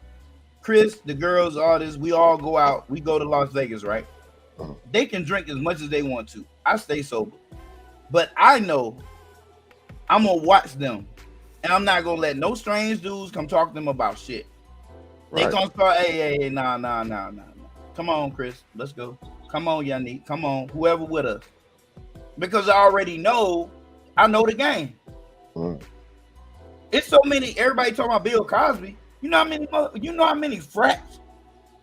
How many dudes in college should be convicted based on what the fuck they convicted them for? Yeah. It was the only difference was one was a Ruthie, one was a fucking alcohol. How many niggas ain't got girls drunk just so they can have sex with them? Because she is out of her right mind. She's not in her right mind, and she is willing to do whatever. She's very vulnerable at this point. Yeah, I remember back in the day, Spanish Fly. The flip side to that, you know how many women have gotten drunk just to excuse their behavior later? Exactly. So they can act That like happens. they only did it because they was drunk. They drunk too much. They was sober as hell or just tipsy, and they act as if they were drunk. So they can do some things and have a defense. And guys too. And it's because of men like you, Carl, when you give them that defense. I'm not giving them the defense. I'm giving factual. That's a defense, Carl. You're trying That's to not a defense. It's a factual thing because, like I said, men do the same goddamn thing. They act like they drunk just so they can go feel up and do dumb shit just the same. Right. I'm not excusing either party. I'm telling both parties they're wrong. But I'm still sticking on. I don't care how drunk a person gets, especially a woman, man. I can't sit here and That's say a that. defense, Carl. How do you Call it what you want. Especially, I'm calling it what it is. I'm not calling it what I want to call it. If you say, I don't care, I'm not going to excuse somebody because they're drunk to say they can be victimized. Nobody on this panel is saying that. We're all saying that that is wrong. But we're saying you have subjected yourself to an increased likelihood that this can happen to you. You bear no accountability of that? I've seen too many cases of females standing there being put on trial because, you know, things they did right before or that day or last week and anything, you know, and I'm gonna tell you something, the shit that I've seen and heard over the years, it victimizes them like 3 times fold. So do you believe all women? All women what? No.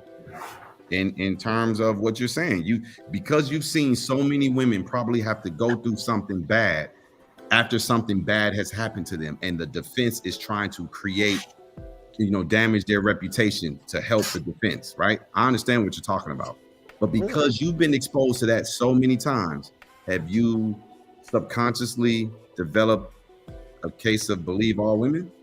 No, I don't have a bias with it just because it's so that. how do you hold women accountable in any of this dialogue that we're having? I'm not looking to hold them accountable other than the contributory, like you said earlier, the contributory negligence of what they could have, should have. But I can still sit here and say, yeah, they should have, could have. But at the same token, I'm not going to sit here and victimize them more than once to say, if you didn't, because again, based upon what you said, I can't get it out my head that a female wearing a short skirt or, walking around freaknik dressed a certain way, she deserves, or she's opening the door and all of that. I don't care if you wearing booty shorts up the crack of your ass. Go ahead. Chris, you were going to say something? I don't know why. I only say that because I never alluded to a woman wearing any type of attire is saying she's asking for anything. I've never talked about a woman's attire. Anything, but that's how I took it. I took it as anything that says she asking for it or she. Can you critique any kind of? Can you give a woman that went through any kind of traumatic situation like that any level of critique for the future? What critique would you give her? Yeah, you could give the shoulda, coulda, woulda. I just said that. No, what critique would you give her for the future to avoid that situation happening again? What critique would you give her? You can hire a bodyguard. You can take your big brother. You could take your 3-4 girlfriends. I mean, we as in the black community, we all go to clubs. We all seen girls go to clubs with other chicks. That doesn't stop shit from happening. Anyway, so she can't mitigate it anyway besides pulling other people to her to do it for her. Carl, were you a cop? 22. 22 years? Mm-hmm. Carl, you don't have to name no names, but it was a case that went away that you didn't want it to go. And you still carrying it. No. Yeah, it is. Because it was a case that's around this, centered around this. No. I don't understand it. I've never had no cases surrounding that. What it is that, or even if you've known about a case, have you known about a case? Come on, New York. You get what I'm saying? I've seen it 1,000 times where it's not like women walking home from work and got snatched up in the staircase. We're not talking about that. I'm talking about the situations where there are females that entrusted somebody to watch her back, or people, all these, like I'm gonna stick to the club scene, and she got 3-4 girlfriends, and like you said, that one dude slipped in and she left the group for a minute, go to the bathroom, whatever. I mean, there's so many different avenues of where, yes, she was drinking. Yes, she could have done X, Y, Z. But to make it seem like it's her fault or put her in that category, no. I'm not going to do that. So saying that she should probably not go out around that time is saying that it's her fault. I mean, listen, I've seen women get assaulted in their own goddamn house by their own family members during a fucking barbecue, during wedding receptions, you name it. You get what I'm saying? And that's why I said it's hard when it's easy to look at the woman as being a victim, but then we're not even looking at, wait a minute, look at the people around her that she entrusted, or like you said, I let my guard down because it was my cousin that came over, or friends that I've known for 22 to 23 years, whatever. Nobody's thinking that that's going to happen. Carl, that's idealistic. And I'm only saying that because most females that's been assaulted is more by people they know than people they don't know. So then why are you saying this then? That's what I was just about to say. I'm sorry I brought this up, because people are more victimized by the people they trust. So y'all act like, I used to tell people this all the time, and people used to think, oh, you'll change your mind when you get kids. And it's like, why do people think that when you believe something to your core, that just because you get a kid, it'll change? Or when I talk about dating stuff, they be like, you can't have a woman. Then they find out I'm in a relationship. They're like, oh, because they're like, no woman will put up with that. Then they find out my woman is putting up with me just fine. Because it's hereditary that most men do change after they have daughters. Right, but most men say bullshit, and then you say you can sit here and say bullshit. Bitches, this, that, and the third. But when you have a daughter, you change up. Listen, because what they were saying was bullshit. The only way your mind is going to change when you have a daughter is because what you were saying, you shouldn't have been saying. I don't say stuff I shouldn't be saying. So if extenuating circumstances get created, my position doesn't change. For example, I said, why do we keep teaching children stranger danger? Most kids are kidnapped, assaulted, and taken out of this world by people they know. The people we entrust our children to, the women who trust men, where Carl go? He left. His phone probably died. The people. He'll be back. Carl don't go down without a good fight. Listen, Carl is just fighting to be fighting at this point. He don't have a leg to stand on, and he's just holding true. He's being stubborn. And I'm like, I don't understand why we do that. Why we have a person, I'm literally trying to help women get the better outcomes. And instead of holding The only way you can help women get what they want is you have to hold them accountable. You cannot make excuses for them. You cannot create boundaries that other people can't penetrate for those women's benefit. You cannot do that. You can't give them handicaps in the world. You have to say, hey, listen, I want you to have the best. What is it that you want? They tell you what they want. It's like, all right, to get that, here's what you have to do. Women think they can get a man just because they want a man. All women think that they are a 10. You're not going to find, well, I shouldn't say all women. Most women think that they're a 10. You can't even find a woman that critique herself objectively. She's going to always do it from a selfish perspective. And she's always going to feel she deserves the best man, irregardless as to how she is as a person. And when you gentlemen say anything that supports that type of thinking, it further damages these women. Whether you intended to do that or not, those are the unintended consequences. You will never hear me on my platform ever say anything that puts a woman in danger, hurts a woman financially, hurts a woman morally. Everything I ever utter out of my mouth is to the benefit of a woman in one way, shape, form, or fashion. She just can't always figure out how it benefits her. And that's not my fault that she doesn't understand what I'm saying is to her benefit. By any means necessary, trigger and all. I'm not going to guard what I say, worrying about whether or not it triggers you. Because that means I have to have a well-rounded understanding of your mental intellect. I'm going to look at, is it Chris? The Blooming Ebony, what's your name? You got to know this person very intricately, Chris, to be able to not trigger somebody. Chris, I don't know Chris. If I was to say something to Chris right now, it could potentially trigger her. How would I know unless I'm trying to trigger her, unless that's my intent? If my intent is to genuinely help her, I could still trigger her. I'm not going to avoid certain words, worrying about if it triggers her. If she's triggered, she's triggered. If I'm trying to help. Now, I will say, well, I tried to help. I failed. She didn't receive it. You know, I've learned that women don't always want your help if it's not the way they want it.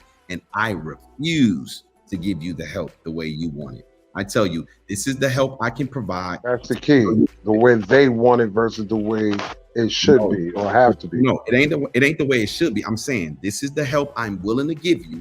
Take it or leave it.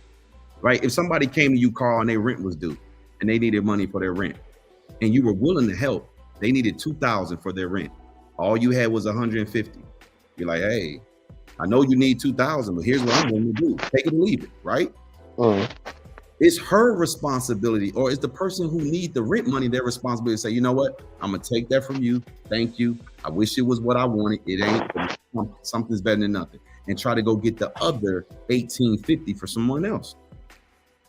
Why can't Miss Chris, not that we're talking about her, but why wouldn't Miss Chris be able to take what I say, ponder it, and say, you know, I don't know if I agree with that, but I'm gonna go ahead and chew on it for a day or two. Okay. For a day or two, spit it out, because she said, nope, I disagree. But I gotta say it the way she wants me to say it, and I don't even know her. So now I gotta be like, Chris, so what words trigger you before I start speaking? Because I definitely don't want to offend you. I think I'm intellectual enough to know how to be respectful and say words and use the words that the dictionary have a meaning for and use it the way it was intended to be used. And why is it triggering you, Chris? I'm sorry. I don't mean to do that. No, bro, they just snap. But you're making an excuse for them, because when you say people have past traumas, there's not a person on planet Earth or rich that doesn't have some sort of trauma. Trauma is manufactured by whatever you believe is bothering you. It don't even have to be anything real. You can create a trauma out of thin air. I know that. You're making excuses for people when you do that. Real trauma or not. I don't care if trauma is made up. I don't care if their trauma is real. I'm not walking on eggshells in this world trying not to offend people. Because if you don't know this, there's not a word or a statement or a question that's ever been uttered that doesn't offend some. Yep. I'm not playing that game. And that's Come on, Carl. You an OG. You know better than that.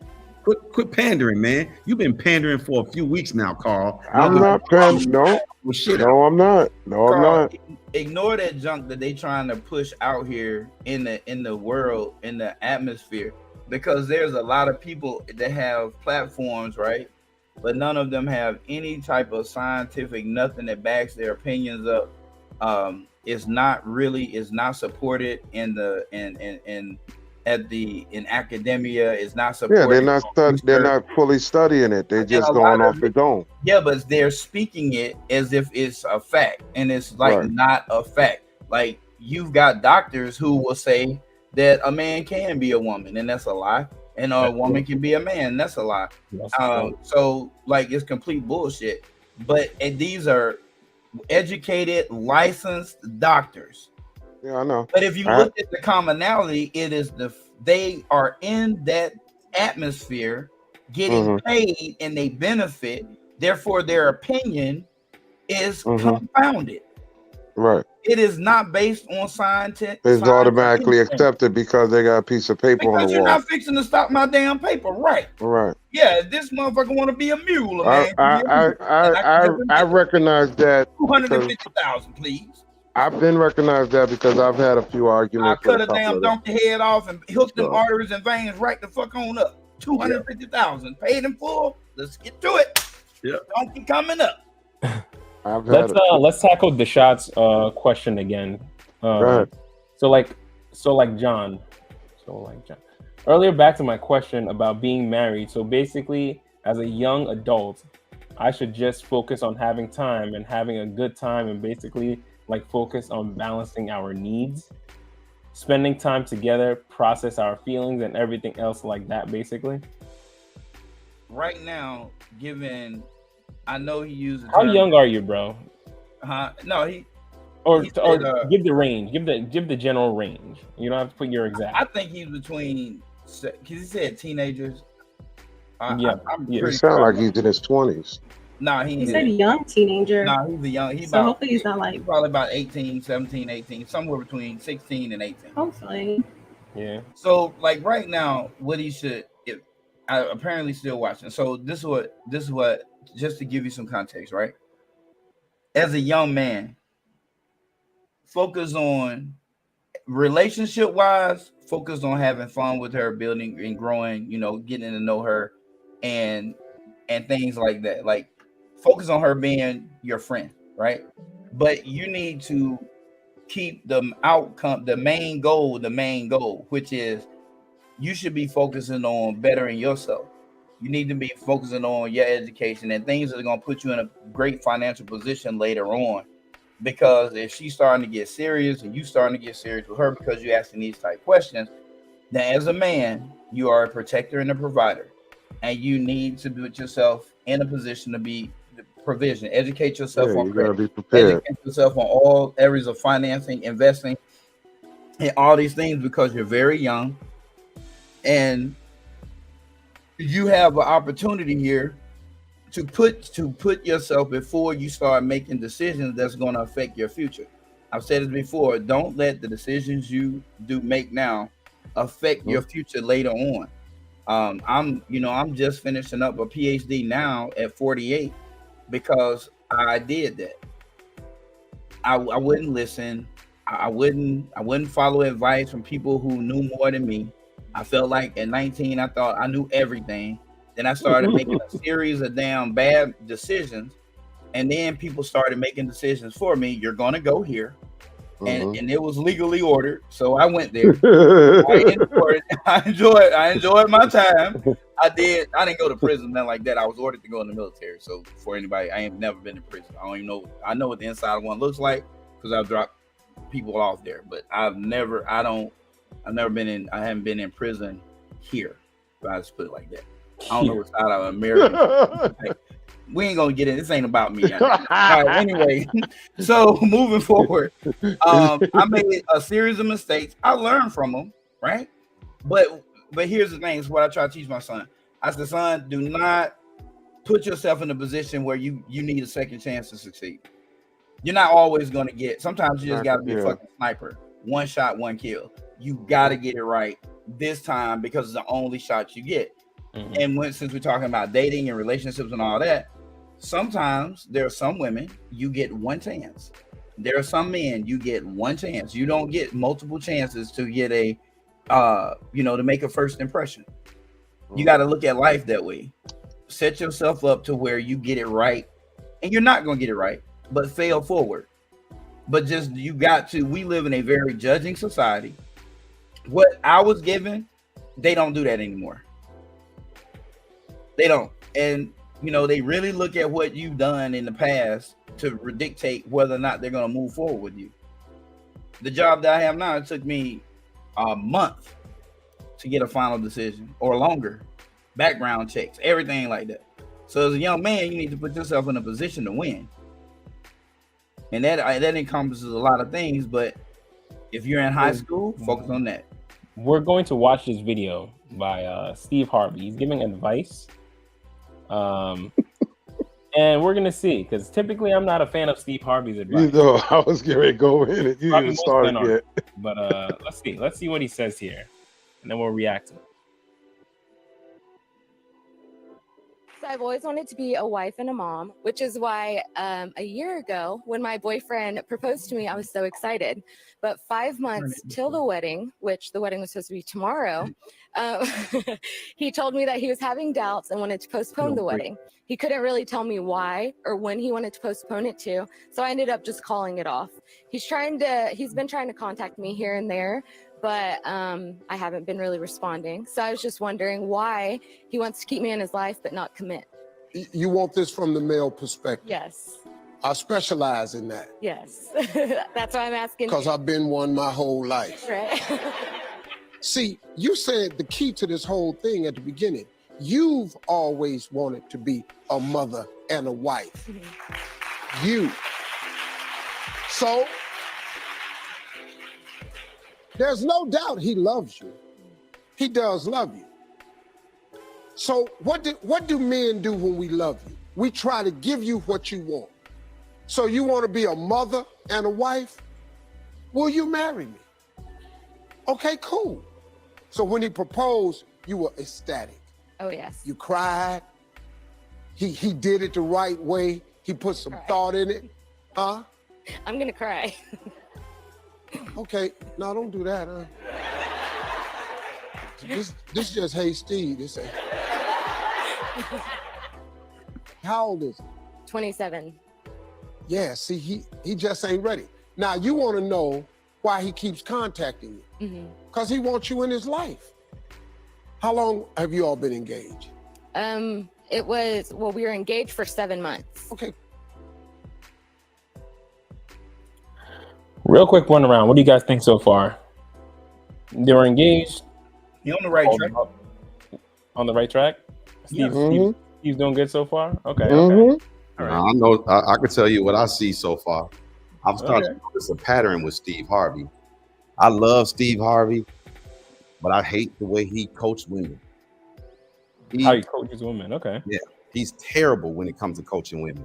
No woman should listen to Steve Harvey. Nobody should listen to Steve Harvey. Because I'm starting to notice a pattern. I don't watch enough of his coaching video, his dating stuff, talking to women, because I hate him. I hate almost all of them. But I noticed he started giving black women, he gives terrible advice to. Say it again. You said black women he gives terrible? Women terrible advice. Right now, he's being honest with her. He's giving her the truth right now. Now, I want to see how he spins it.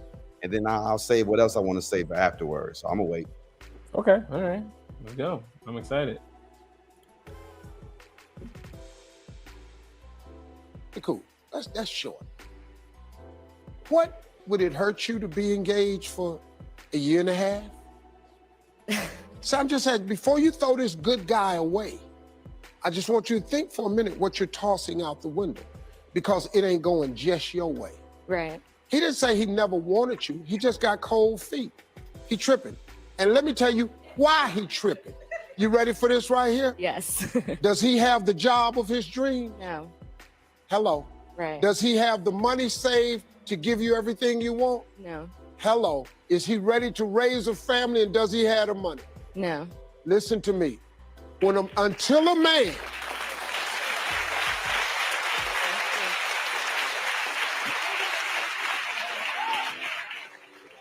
okay, this lesson is good. Women have a biological clock where women like to have certain things done by a certain age at a certain time. It's your plan. It's your business. Some of you want to have children before 30. Some of you want to be married and all like that. And it's perfectly fine for you to want what you want. Men don't have a biological clock. We have a financial clock. And his is ticking, and he don't have it together yet. And he does not see a way that he can provide, protect, and take care of you. He don't see the clear path. So now he got to back up. Man, what I'm going to give her? She want this baby. What I'm going to buy him? Where we going to live? What kind of conditions we got? All I had on this ring, I ain't got no more money. So you got to wait. You got to let this guy catch up so he can get himself together. Because until we determine who we are and what we do, which affects how much we make, we are very incomplete as men. And if you want to sign up for that, you'll sign up for the 24-year-old Steve Harvey. Right. Which should not have been anybody's husband, because I didn't have it together at all. What you all should do is sit down, see if you all can talk it out, help support him, see if you can help him get to where he wants so you can get to where you want.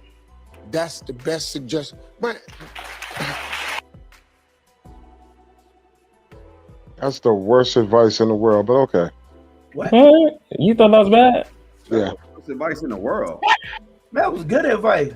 I thought that was pretty solid. That was true. Like, it's true. If a man can't, if you are trying to serve your purpose in a marriage as a man, you can't be financially dependent. Like, you got to be able to provide. Like, I'm aware of that. I'm aware of that. But I'm the reason why I said that was bad advice, because he's introducing what we already been through that is failing right now. He's telling this woman to wait. He's telling this woman to help him get to where he needs to be. You don't see nothing wrong with that at all. No, listen. There's something wrong with it, Carl. I agree with you, but I don't agree it's the worst advice ever. Because here's the thing, Carl. I tell women this all the time.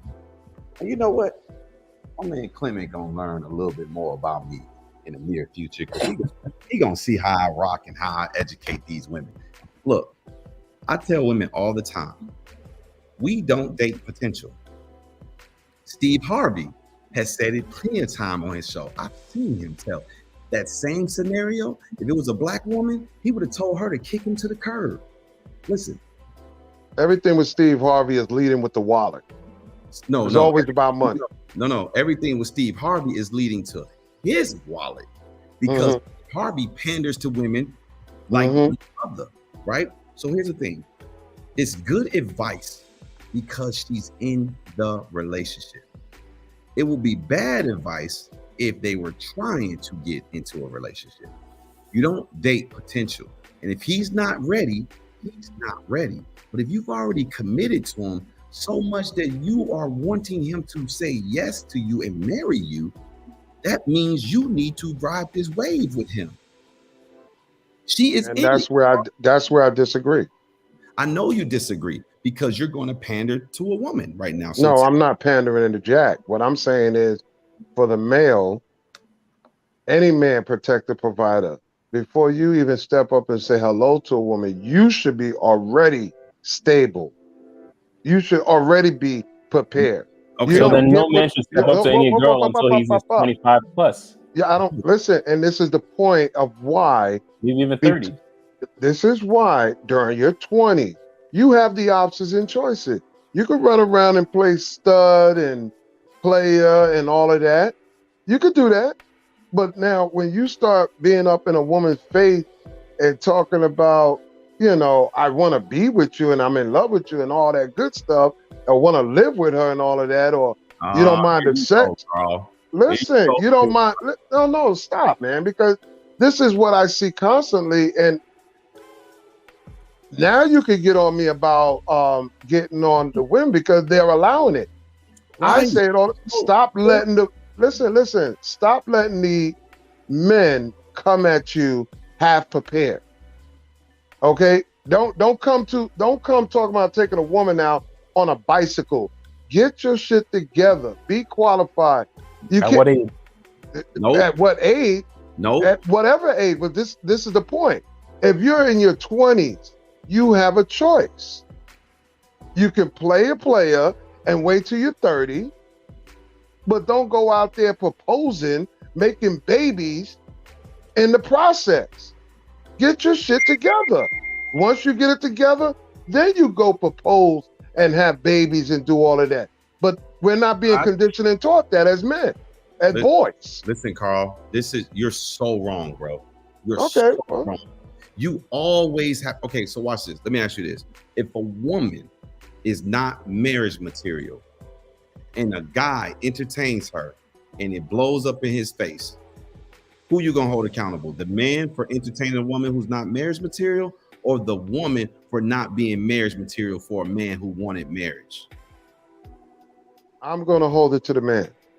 See, you're never holding women accountable. In that scenario, I am gonna hold the woman accountable when it's necessary. But the man controls the relationship, not the woman. No, hold on. That man tried to marry a woman or did marry a woman who was not ready for that.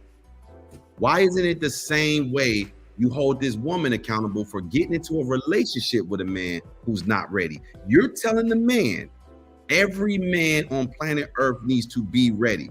You know that is mathematically impossible for every man to have his stuff together.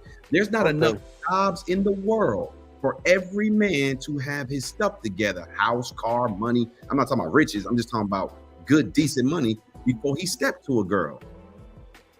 There's a whole bunch of men coming out of prison, entering back into the world. Guess what? Women don't care.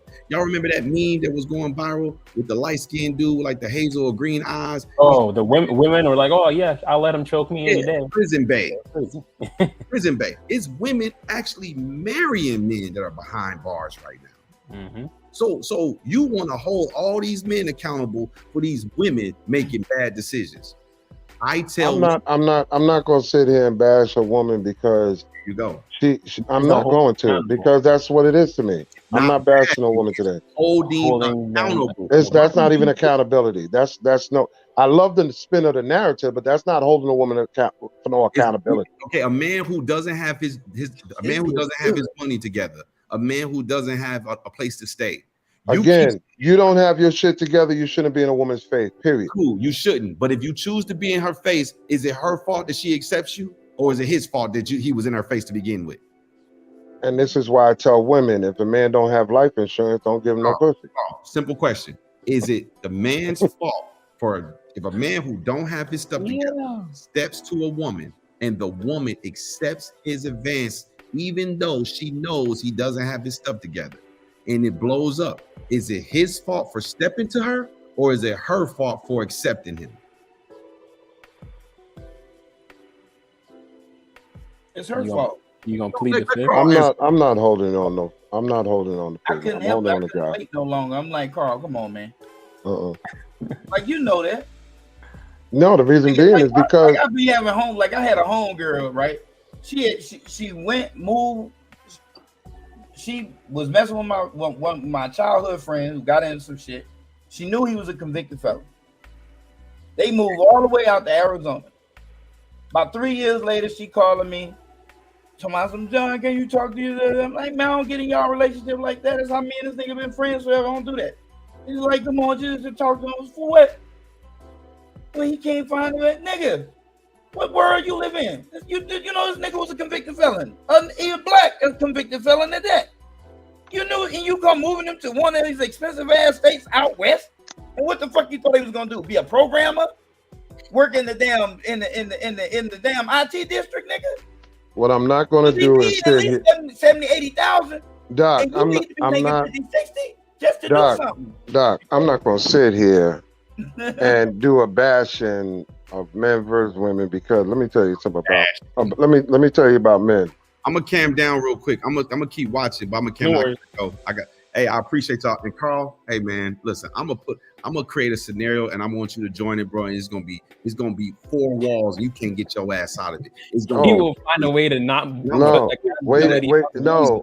I got a topic for your ass that you're gonna love, but it's gonna make you bow down. Good. I'm waiting for that topic. All right. Clement knows what it is already. By the way, hey, we need to do that on this show and call it Clash of the Titans. Damn it! Hey, no, it will and not. All we gonna do is spectate. Put us little bitty pictures around the rim, and y'all in the big pictures in the middle. Listen, you ever seen Mike? You ever played the game Mike Tyson Punch Out? Yeah. You know, little Max made it all the way to Mike Tyson level and got treated like he was a fly. You know what? we got ladies in the room, and I ain't gonna let this testosterone carry. Like I said. Oh my God! hey, before I go, Carl, tell me the topic. What's the topic? No, this is a surprise for your black ass. I ain't doing that. No. I welcome it. When do you want to do it? Oh, very soon. Well, listen, it's coming soon. I'm trying to see if Clement. I'm trying to see if I should do it live, or should I wait till November when I got a host?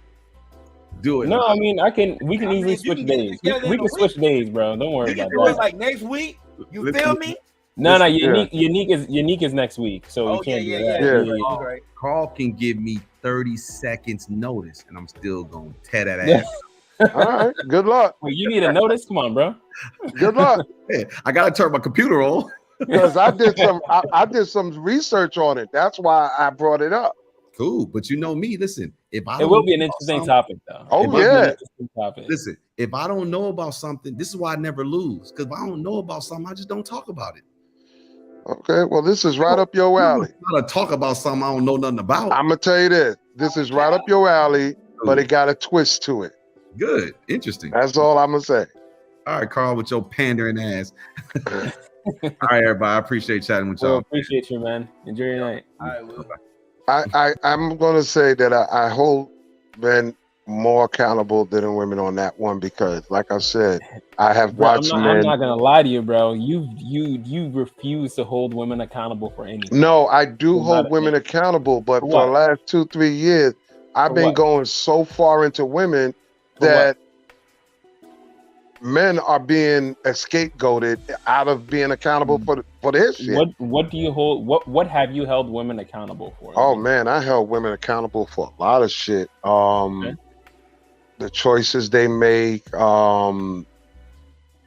body, makeup, weaves, hair, everything. I went at women on basically every level that most men on IG did. But my problem was this. I stood back and said, what about the guys? They don't, like I was saying in last time, we talk about women being overweight, women not being this and that, and the BBLs and all of that.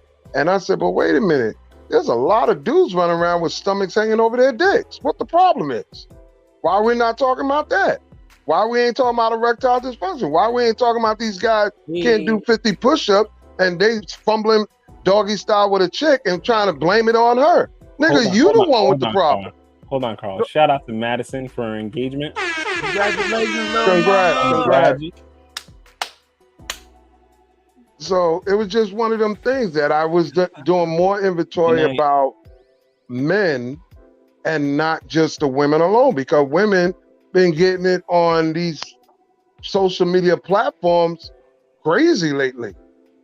Not lately, but for the past 2-3 years that I've been on lives and all of that. So I was like, it's about time that some men heard some shit about themselves. That's why I talk about discipline and erectile dysfunction. I think on a daily, men hear it. They don't hear shit. Most men are going to hear what they're not doing before they ever hear a good job. I don't think they hear, they don't hear the real deal. I think they hear the pacifying, they hear the complaint, but I don't think they hear what really matters in the long term. And this is what I've noticed in black people. Black people don't think long term. They only think for the right now. That's how we function. Everything is about right now. what band-aid we can put on to just survive today and this week. We're not looking long term. And the pandemic taught me that shit. Motherfuckers was just trying to get back above water. They're not. They call them shit. I think there's more men that are trying to pick themselves up than I think you realize. I think there's more men trying to invest in a home attendant. They want to sit here and play a player and think they still got it until they don't got it no more. And now, who's going to put up with my wrinkly, old, funky ass and my bullshit? Go ahead, John, and then we'll close out. All right, so just to kind of because I really do have to go. So in light of my little homegirl's announcement about her getting getting engaged, right? I know both her and her husband to be, and he did it in time. In the time that he wasn't that he was more like the Steve Harvey's version. Like he wanted to make sure his I's were dotted, his T's were crossed before he did what he did. And she and I had conversations about this, and she agreed with it. But I'm gonna tell you about her. She's a woman of God. She listens, she reads her Bible, and she is that virtuous woman. She's agreeable. She shows him respect. She does the things that, like, she makes sure he's good. When he comes home, like right now, he laying on the couch with her. He been at work all day, long shift. He's in residency right now, so he worked them real long shifts and stuff. He knocked out, right? And she does everything that any man who is looking for a wife, she does that. So we should clone her. Give him a whole lot. Yeah, need to clone like 80 million of them. And all 80 million of them women will find husbands without, like this. Just get women reading the Bible. Yeah, because if women practice themselves to be more like the virtuous woman and stop trying to be like these IG models, then men would want to get married. That man wanted to get married, and he showed her that he wanted to be married. Period. What's funny about that is, I started lessons in biblical womanhood, and the first lesson was on being sober, which was in self-control.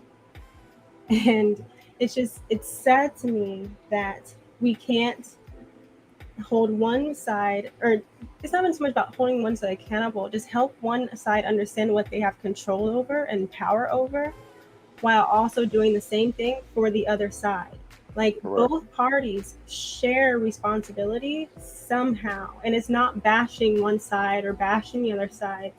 And I started thinking too, like, I don't think we were supposed to mix in the way that we were. I think we're one of the only countries that mix men and women for these types of conversations. Other communities, the women stay together, even the married women, whenever they have like any type of events, typically the married women go and they talk to the other married women, and like their daughters go with them and they talk and they have these discussions. And then the men go and they're probably outside putting stuff together and they're having their own separate discussions. Because what I realize is we never come to common ground, because men are always arguing about whether or not you have to apply something to men as well or apply something to women as well. And the women are doing the same thing. But you can have both parties have their own sets of rules and standards and give them each guidance that's different, but will lead them to the same outcome. And that's the problem. You can teach women to manage their alcohol so they don't put themselves in a poor position. That's not taking away responsibility from the men. It's just saying you have some power in the situation. You have some self-control in the situation. Like, I don't understand why we can't do that. It's very unfortunate, and it's not helping anyone. We dismissed traditions in the past 10, 20 years. We threw that shit out the way out. The tradition part. It's just common sense. It's, to a certain extent, yes, we've taken out the Bible. One thing that I said on this panel was that I think Clement, you said that losing Christianity, or I don't know how exactly you said it, but you said basically when we start straying away from religion, that's when we start seeing the problems. And I can't remember what I said, but I didn't fully agree. And I think I was wrong. I agree. Because I don't even think that is necessary. We always say this is like a traditional way of living. I think religion gives us standards and it gives us norms and it gives us something to work towards that's above ourselves. And I think that even our country, when the Constitution, the rights that we were given, the reason why they can't be taken away from us is because humans didn't give them to us. They were given to us from God. Yep. A being higher than any human, with more power than any human. And once we started stripping that from everything that we do, because we man completely started lost tainting guidance. Man started tainting the religious culture. Man started tainting the laws. Man is the one that created more conflict from the tradition, because me coming to your house, in order for me to get with you, Chris, I had to meet your father. That wasn't religious based, that was a tradition based, believe it or not. We just threw that in the garbage. All this 90-day rule before sex, and sex, you can't have sex till you're married. A lot of things were religious based, but some of it wasn't. It was tradition that was passed down from our ancestors, and we just said, nah, we got a new way of doing it, and it became normal. I don't have to go meet your father. You understand? I don't even have to meet you at your door. You can meet me at the spot. We threw away traditions. And like Clement said, religion got tainted. It got taken out. This is why. Nobody ain't go to church for what? We look at church now as some hustle, because you're going in there, always putting in money in the damn thing for a building fund, and there hasn't been a new building in 20 years. We've seen all the jokes. We've seen all the evidence in front of us. That's why we don't believe in it, because we saw it became a hustle.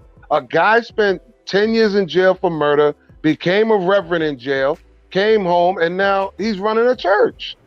No, I think even that, we idolize people instead of finding our own path. You don't even need the church to follow your religion. If you can afford a Bible, you don't have to afford a Bible. You can get the free Bible app on your phone. Most people have phones. You can go to the library, use it for free.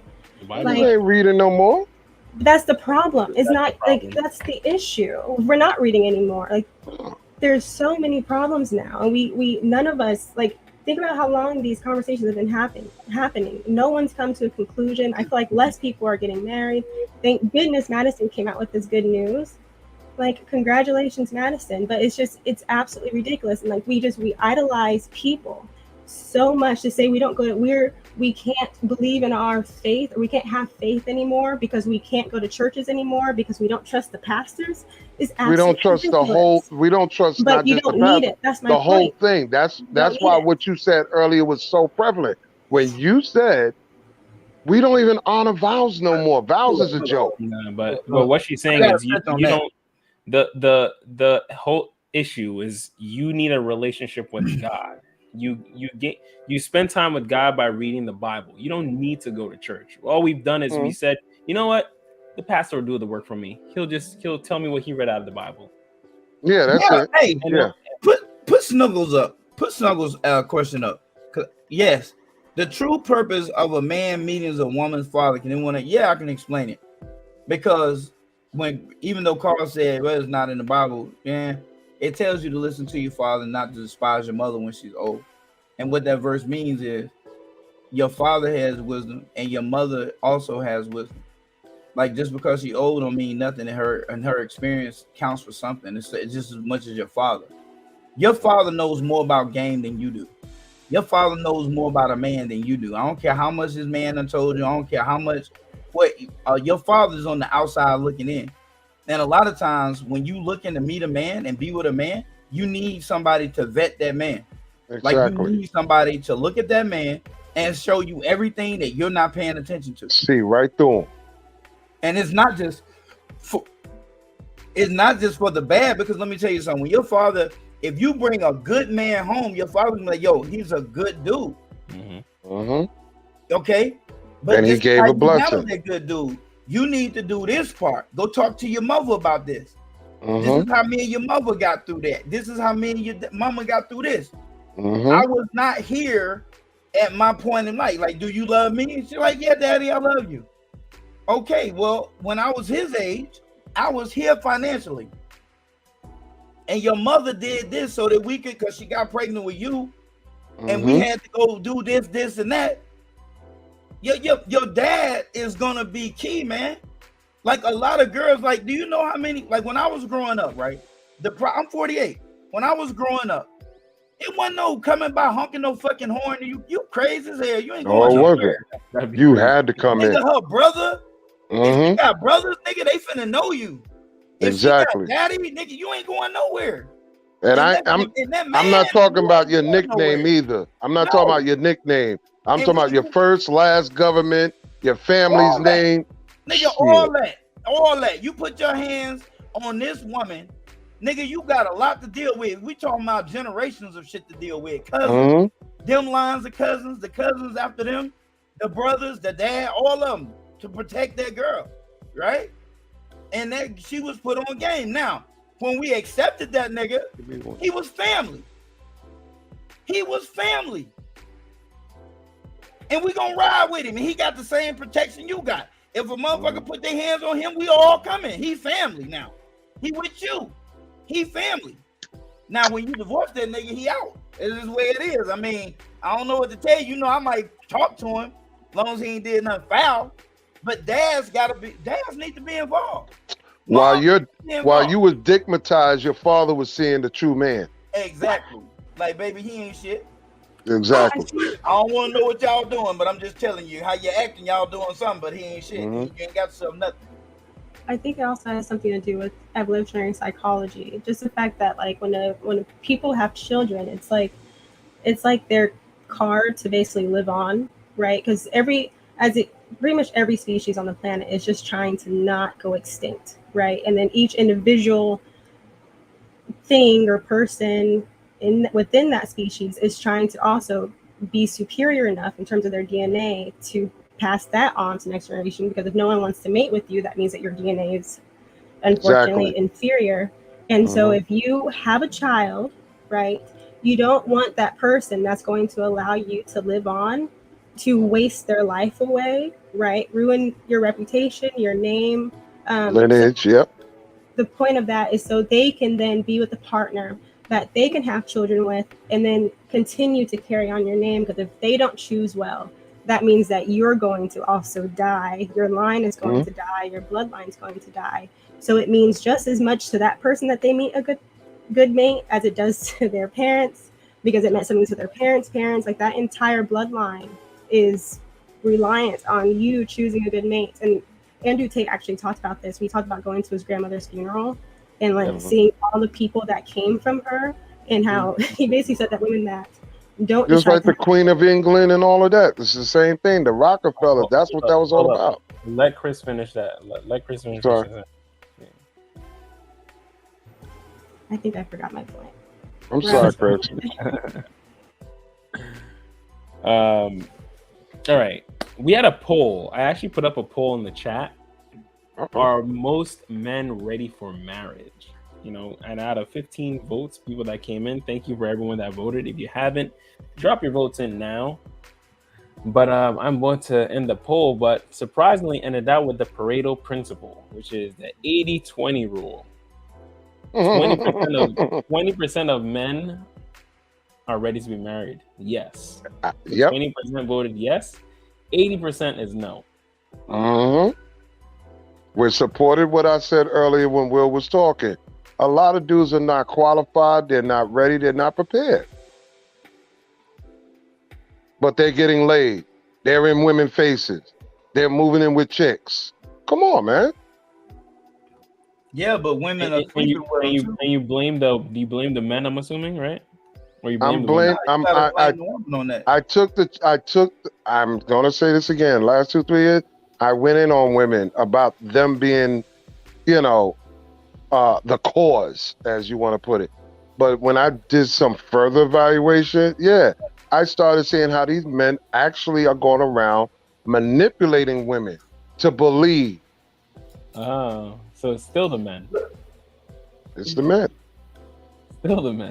No. Why can't it just be both? I mean, come on. Let's face it, guys. Men will say anything to get laid. Yes or no? But a woman has to say yes to being laid. So why can't it just be both? Why can't I caught you at a weak moment? Why can't we talk to both of them and say men have some self-discipline and women sleeping with men puts you in a vulnerable position because you can get pregnant. And if you don't see yourself marrying this man, maybe you shouldn't sleep with him because every time you sleep with a man, you are risking having that man's baby. Yep. You can hold them both accountable. You can say, women, take care of yourselves, and men, don't be loose. And we both win. We all win if we do it that way, and no one's hurt. Go ahead, Yannick. So what I was thinking earlier when y'all kept saying, and Bruce was on here, y'all was talking about how men should have way more partners than women, but women should keep their legs closed. Yep. How does that work? Easy, because y'all ain't got no business doing all that. No. But how does that work? Because aren't you having? So we're not equal, so we can't make a comparison. No. No. Okay, so I don't think it's women that you're telling us to not have sex. Different women. It's not the same woman. No, it's not that. Saying, though. How will you think you're going to get experience if women don't have sex? We ain't telling y'all not to have sex. Wait. So it's not that men should be trying to do this. It's that it's a lot more passable if men have this. It's not as easily passable when women have this. Now, Yannick be talking to me. I encourage men to have a lot of sex. Why women can't have a lot of sex? It's the oxymoron. What Will because saying we're not this equal. woman should not have a body count, but yet who are you going to have sex with? No. And come on, Yannick, man, it's 4 times a month. Like, this doesn't make sense to me. Are y'all seeing what you're saying? You're going around in a circle. Listen, Yannick. Yes. You gotta keep your legs closed, man. You have to keep your legs closed, but yet, go have sex with every woman. Okay, well then, if you tell them keep their legs closed, then they can't go have sex with a whole bunch of women. Like what? Don't worry. They're gonna be keeping their legs closed. Like. Don't worry. Hey, those women are out there that keep their legs closed. They women got a new It doesn't matter for men and women. It doesn't matter. Yannick. It does because men have ego. Men have pride and ego, and that's why it matters for y'all. Yannick. Okay, so let me tell you this though. Biologically, men had to before paternity tests happened. Men had to ensure paternity, right? And if she was a lot more freely running around with different men, it's a lot harder to ensure that this could have actually been your kid. Yeah. Versus if she wasn't running around as much, you would know that, hey, this is you don't want to be passing resources off to a child that's not yours. And that's a man's biggest nightmare. To wake up and find out like 18 years later that kid wasn't yours. And that's like, okay, well, I've legitimately wasted 18 years, 2 decades of my life. That's a man's biggest fear. So when men talk about, that's why we're just repulsed by women that are, promiscuous. We're biologically repulsed by that because we think, we still believe that's like women liking taller men, bigger men that have resources. It's biologically wired into you. Men are biologically wired to be repulsed by that. And men are still running around making babies all over the place. And nobody's supposed to be repulsed by that. John already said earlier that he wouldn't be with a porn star or whatever, but Carl said he'd be okay with being a porn star. I mean, right? So, but my thing is, I agree with John about the porn star shit. And the only reason why I agree with John because it's disease. You know what I'm saying? Like that amount of people, you're gonna get something. There's no way. So, and it's disgusting. Like that money people, like 300,000, like that's crazy. I mean, the only reason, but they holding accountable somebody who's had maybe 10. Oh, that's you're still sleeping with 100 indirectly because that person slept with 10 or 20 other people and so on. Stop that indirectly. Listen, man. I understand. Listen. The body count question get experience if we don't open our Wait. We're gonna close this out, okay? You know what? I'm gonna read this last Women have to be accountable for their own actions. We can't just blame men for playing games. We all need to be accountable for our choices in life, good or bad. Well said. Well said. Okay. Unique. Close out. Finish up your point. I'm sorry. So do you Go want me off. to just say? Go off. Anything you want to say. Go off. So Pop off. Go. I don't understand how you gonna get experience if women don't have sex. So when men get upset about women having too many people that they have sex with, it's all about pride and ego. And I understand it from both sides because men give the deposit, women receive it. So yes, on that type of biological basis, it's kind of like, okay, you got like 1,000 DNA in your ass. That's disgusting. So I understand that part. But the part about, oh man, she in her 20s and she already got like 10 people. Well, how the hell you think the people that you, the boy that you want to get 1,000, how do you think you're gonna get to 1,000? You know what I'm saying? Go ahead if you want him to have sex with women. I mean, so that is my point. So anyway, I'm glad that everybody joined. You know, this was a good conversation. I'm sorry I was in the chat more this time. No worries. I appreciate that. You know, but I'm gonna come say my opinion every now and then. And don't. I haven't been on 3 Married Ladies last Thursday, and I won't be on this Thursday. I think I'm gonna change it to Wednesdays or whenever I'm free, y'all, because your girl got a hosting job at a new restaurant downtown Baltimore, right? So that is a new part-time job, right? Awesome. And today I got I want another free food. full-time job, y'all. Today, actually, interview today, told me today that they want me. So I got 2 jobs in the last 2 weeks. Congrats. Damn. So a lot's been happening, and I'm sorry about 3 Married Ladies Instagram not coming on. But we'll be back. But we're gonna be here next Tuesday. Is Meek at Night's show. Yep. Please come. Okay. It's gonna be Black Girl Magic versus Black Girl Tragic. Don't miss it. Good night. Peace. She's gonna have her bow tie too. Hey y'all, this is a great discussion. Love the discussion. You know, to sum it all up, we got, you know, don't ask the body count question, you feel me? Because at the end of the day, it don't really even matter.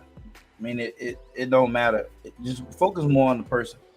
If this is the person you want to be with, then don't be asking them about all that extra, right? And you know, if you're a man, you have a job, a responsibility, obligation to get yourself ready before you start, you know, bringing a woman into your life serious. Women, you have a responsibility as a woman to make sure you're choosing a man, not to just date him. But if you start looking at him as somebody who could make sure he gets himself together before he starts getting down to I want to marry you and all this. You need to get yourself together, boo. You ain't ready yet. You ain't ready. You ain't been on your job in 6 months. Holler at me again in about 2 years. I'm here. I ain't going nowhere. If you want to just sit back there and slow cook with him, go on and slow cook with him. If you're a builder, all right. But I'll see y'all next week. And to my sister, Yannick. I told Yannick, I said, Yannick, listen, bro. I'm live streaming. I can't talk. She said, oh, so I guess you don't need nobody on that. I said, girl, I am playing Warzone. You don't want nothing. Like, you do not care about watching nobody play, shooting up no kids, not kids, going talking about jumping in the grandma's house and go get the load out. So the flashbang through the door, nigga, he camping the load out. He camping the damn load. Get away, he camping the load out. I hate when they camp the load out. I promise you wouldn't find no joy in that. Okay. All right. No, I thought you was live streaming like on a panel or something. So I felt like I'm like, you know what? This Polly, I know how you are. I'm like, y'all nigga ain't gonna talk to me. Let me explain myself. Yep, I was mad. See, she got both her lips poked out like a double barrel shotgun. Like, hell, he didn't want me on the. Okay, I see how he is. Nah, that wasn't what it was, bro. Poor Doc. You got Chris. Hi, I hope you guys enjoyed the show. And if I have a little bit of time, I want to tell a quick story. I hope I can make it quick. But recently I've been on a journey to work on my empathy because I do different types of courses for womanhood and wife courses to connect other women. Also do a lot of introspection and self-improvement. And I was talking to this woman, and her husband cheated on her, actually. And I asked her if she would ever take him back. And her answer to me was, I could have forgiven him for the cheating, but I couldn't have forgiven him for the mean words that he said to me during the divorce. That part she couldn't have forgiven him for. And I didn't understand why at first, because I knew her personally. I saw how she was after she found out about the cheating. She was broken. And she said because he's never done anything in the 20 years that we were together to ever hurt me. And I understood that he was at a point of breaking, and unfortunately he just couldn't bend anymore. But I know that during the divorce he was intentionally trying to hurt me because of the things that he said to me, only he knew. And so with that, what I'm saying is, I'm not telling all women to forgive men for cheating or vice versa. All I'm saying is use your own judgment and consider the moments where you could also figure out ways where you can understand someone and find areas where you can improve.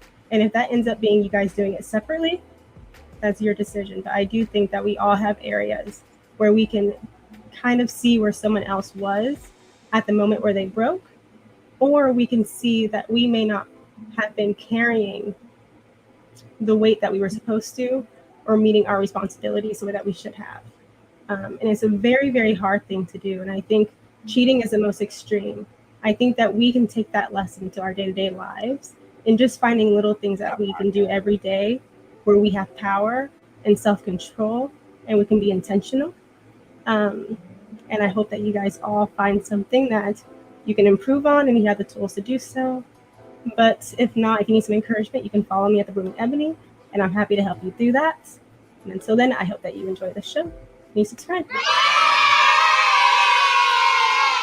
We got Carl. What up, Carl Chef on Instagram?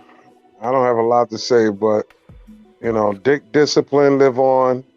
And you know, as far as I see, men and women have a lot to learn. We have to go back to the traditions. And I agree a lot with what Doc was saying earlier. But at the same token, my nemesis, my arch rival, oh, Brother Will, I have to say this. At the end of the day, we've tried everything so far, and we're getting worse and worse. And I'm feeling more bad for the female because they've been in competition amongst each other for a while now. Now they have newer competition called transgenders. God help us all. God help us all. Unisex bathrooms all over the place. God help us. We're going to become extinct as Black people if we don't get it together. So I don't know what else to tell y'all. This is going to be a morbid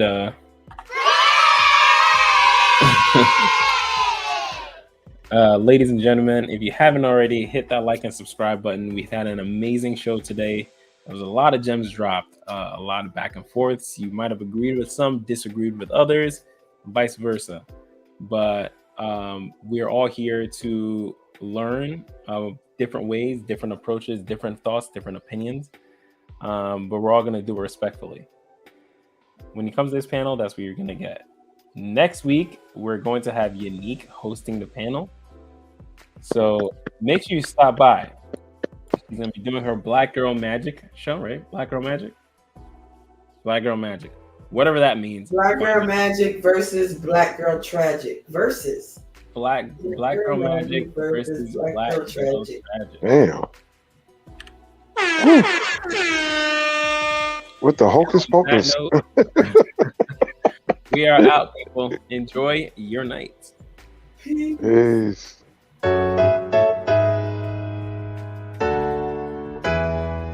If we're doing everything right, I think we should be vetting our wives, like go to their parents, go to their fathers. They know they shouldn't have let me start speaking my mind in the booth, start speaking the truth.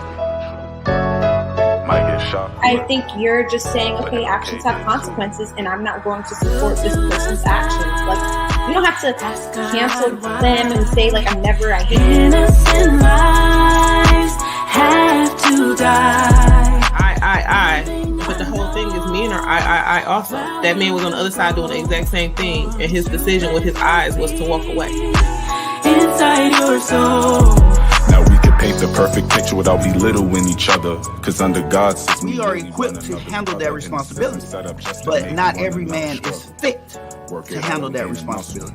I done seen Flint, Michigan, and it's just being cities. They pissing in project buildings that got a roof that leaks, resulting in missing ceilings. Hard to sleep. Children going to schools dealing issues deep. So I think society does make it more difficult for short men, but I don't think that it's impossible that they could find someone. And expecting you to do your part. It ain't hard to see they trying to keep black in the back, just like Rosa Parks. Cops shooting blacks as if they get a token from God. School rob you with needed resources. Is the weaker vessel and the more vulnerable. Absolutely, 100%. You don't look at the man like, oh, poor son, you were violated. No, you like, right. And nobody. They shift my stick like some cars. And when you're lonely in your darkest thoughts, come, I know it's hard, but God shines his light on all I play their part. And it's the start. Put myself in a situation where I can only rely on a man. Like if I'm married and being a stay-at-home mom, I need to have a backup in case anything happens. I can't only rely on him. You know what I'm saying? A flower will grow once you plant the seed inside your soul. Poet, and the best part of me shows it. Here to speak the message, what is known, but not what it takes to expose it. Listen closer as I take you on a mental path. See divisions, the math, hoping we clash on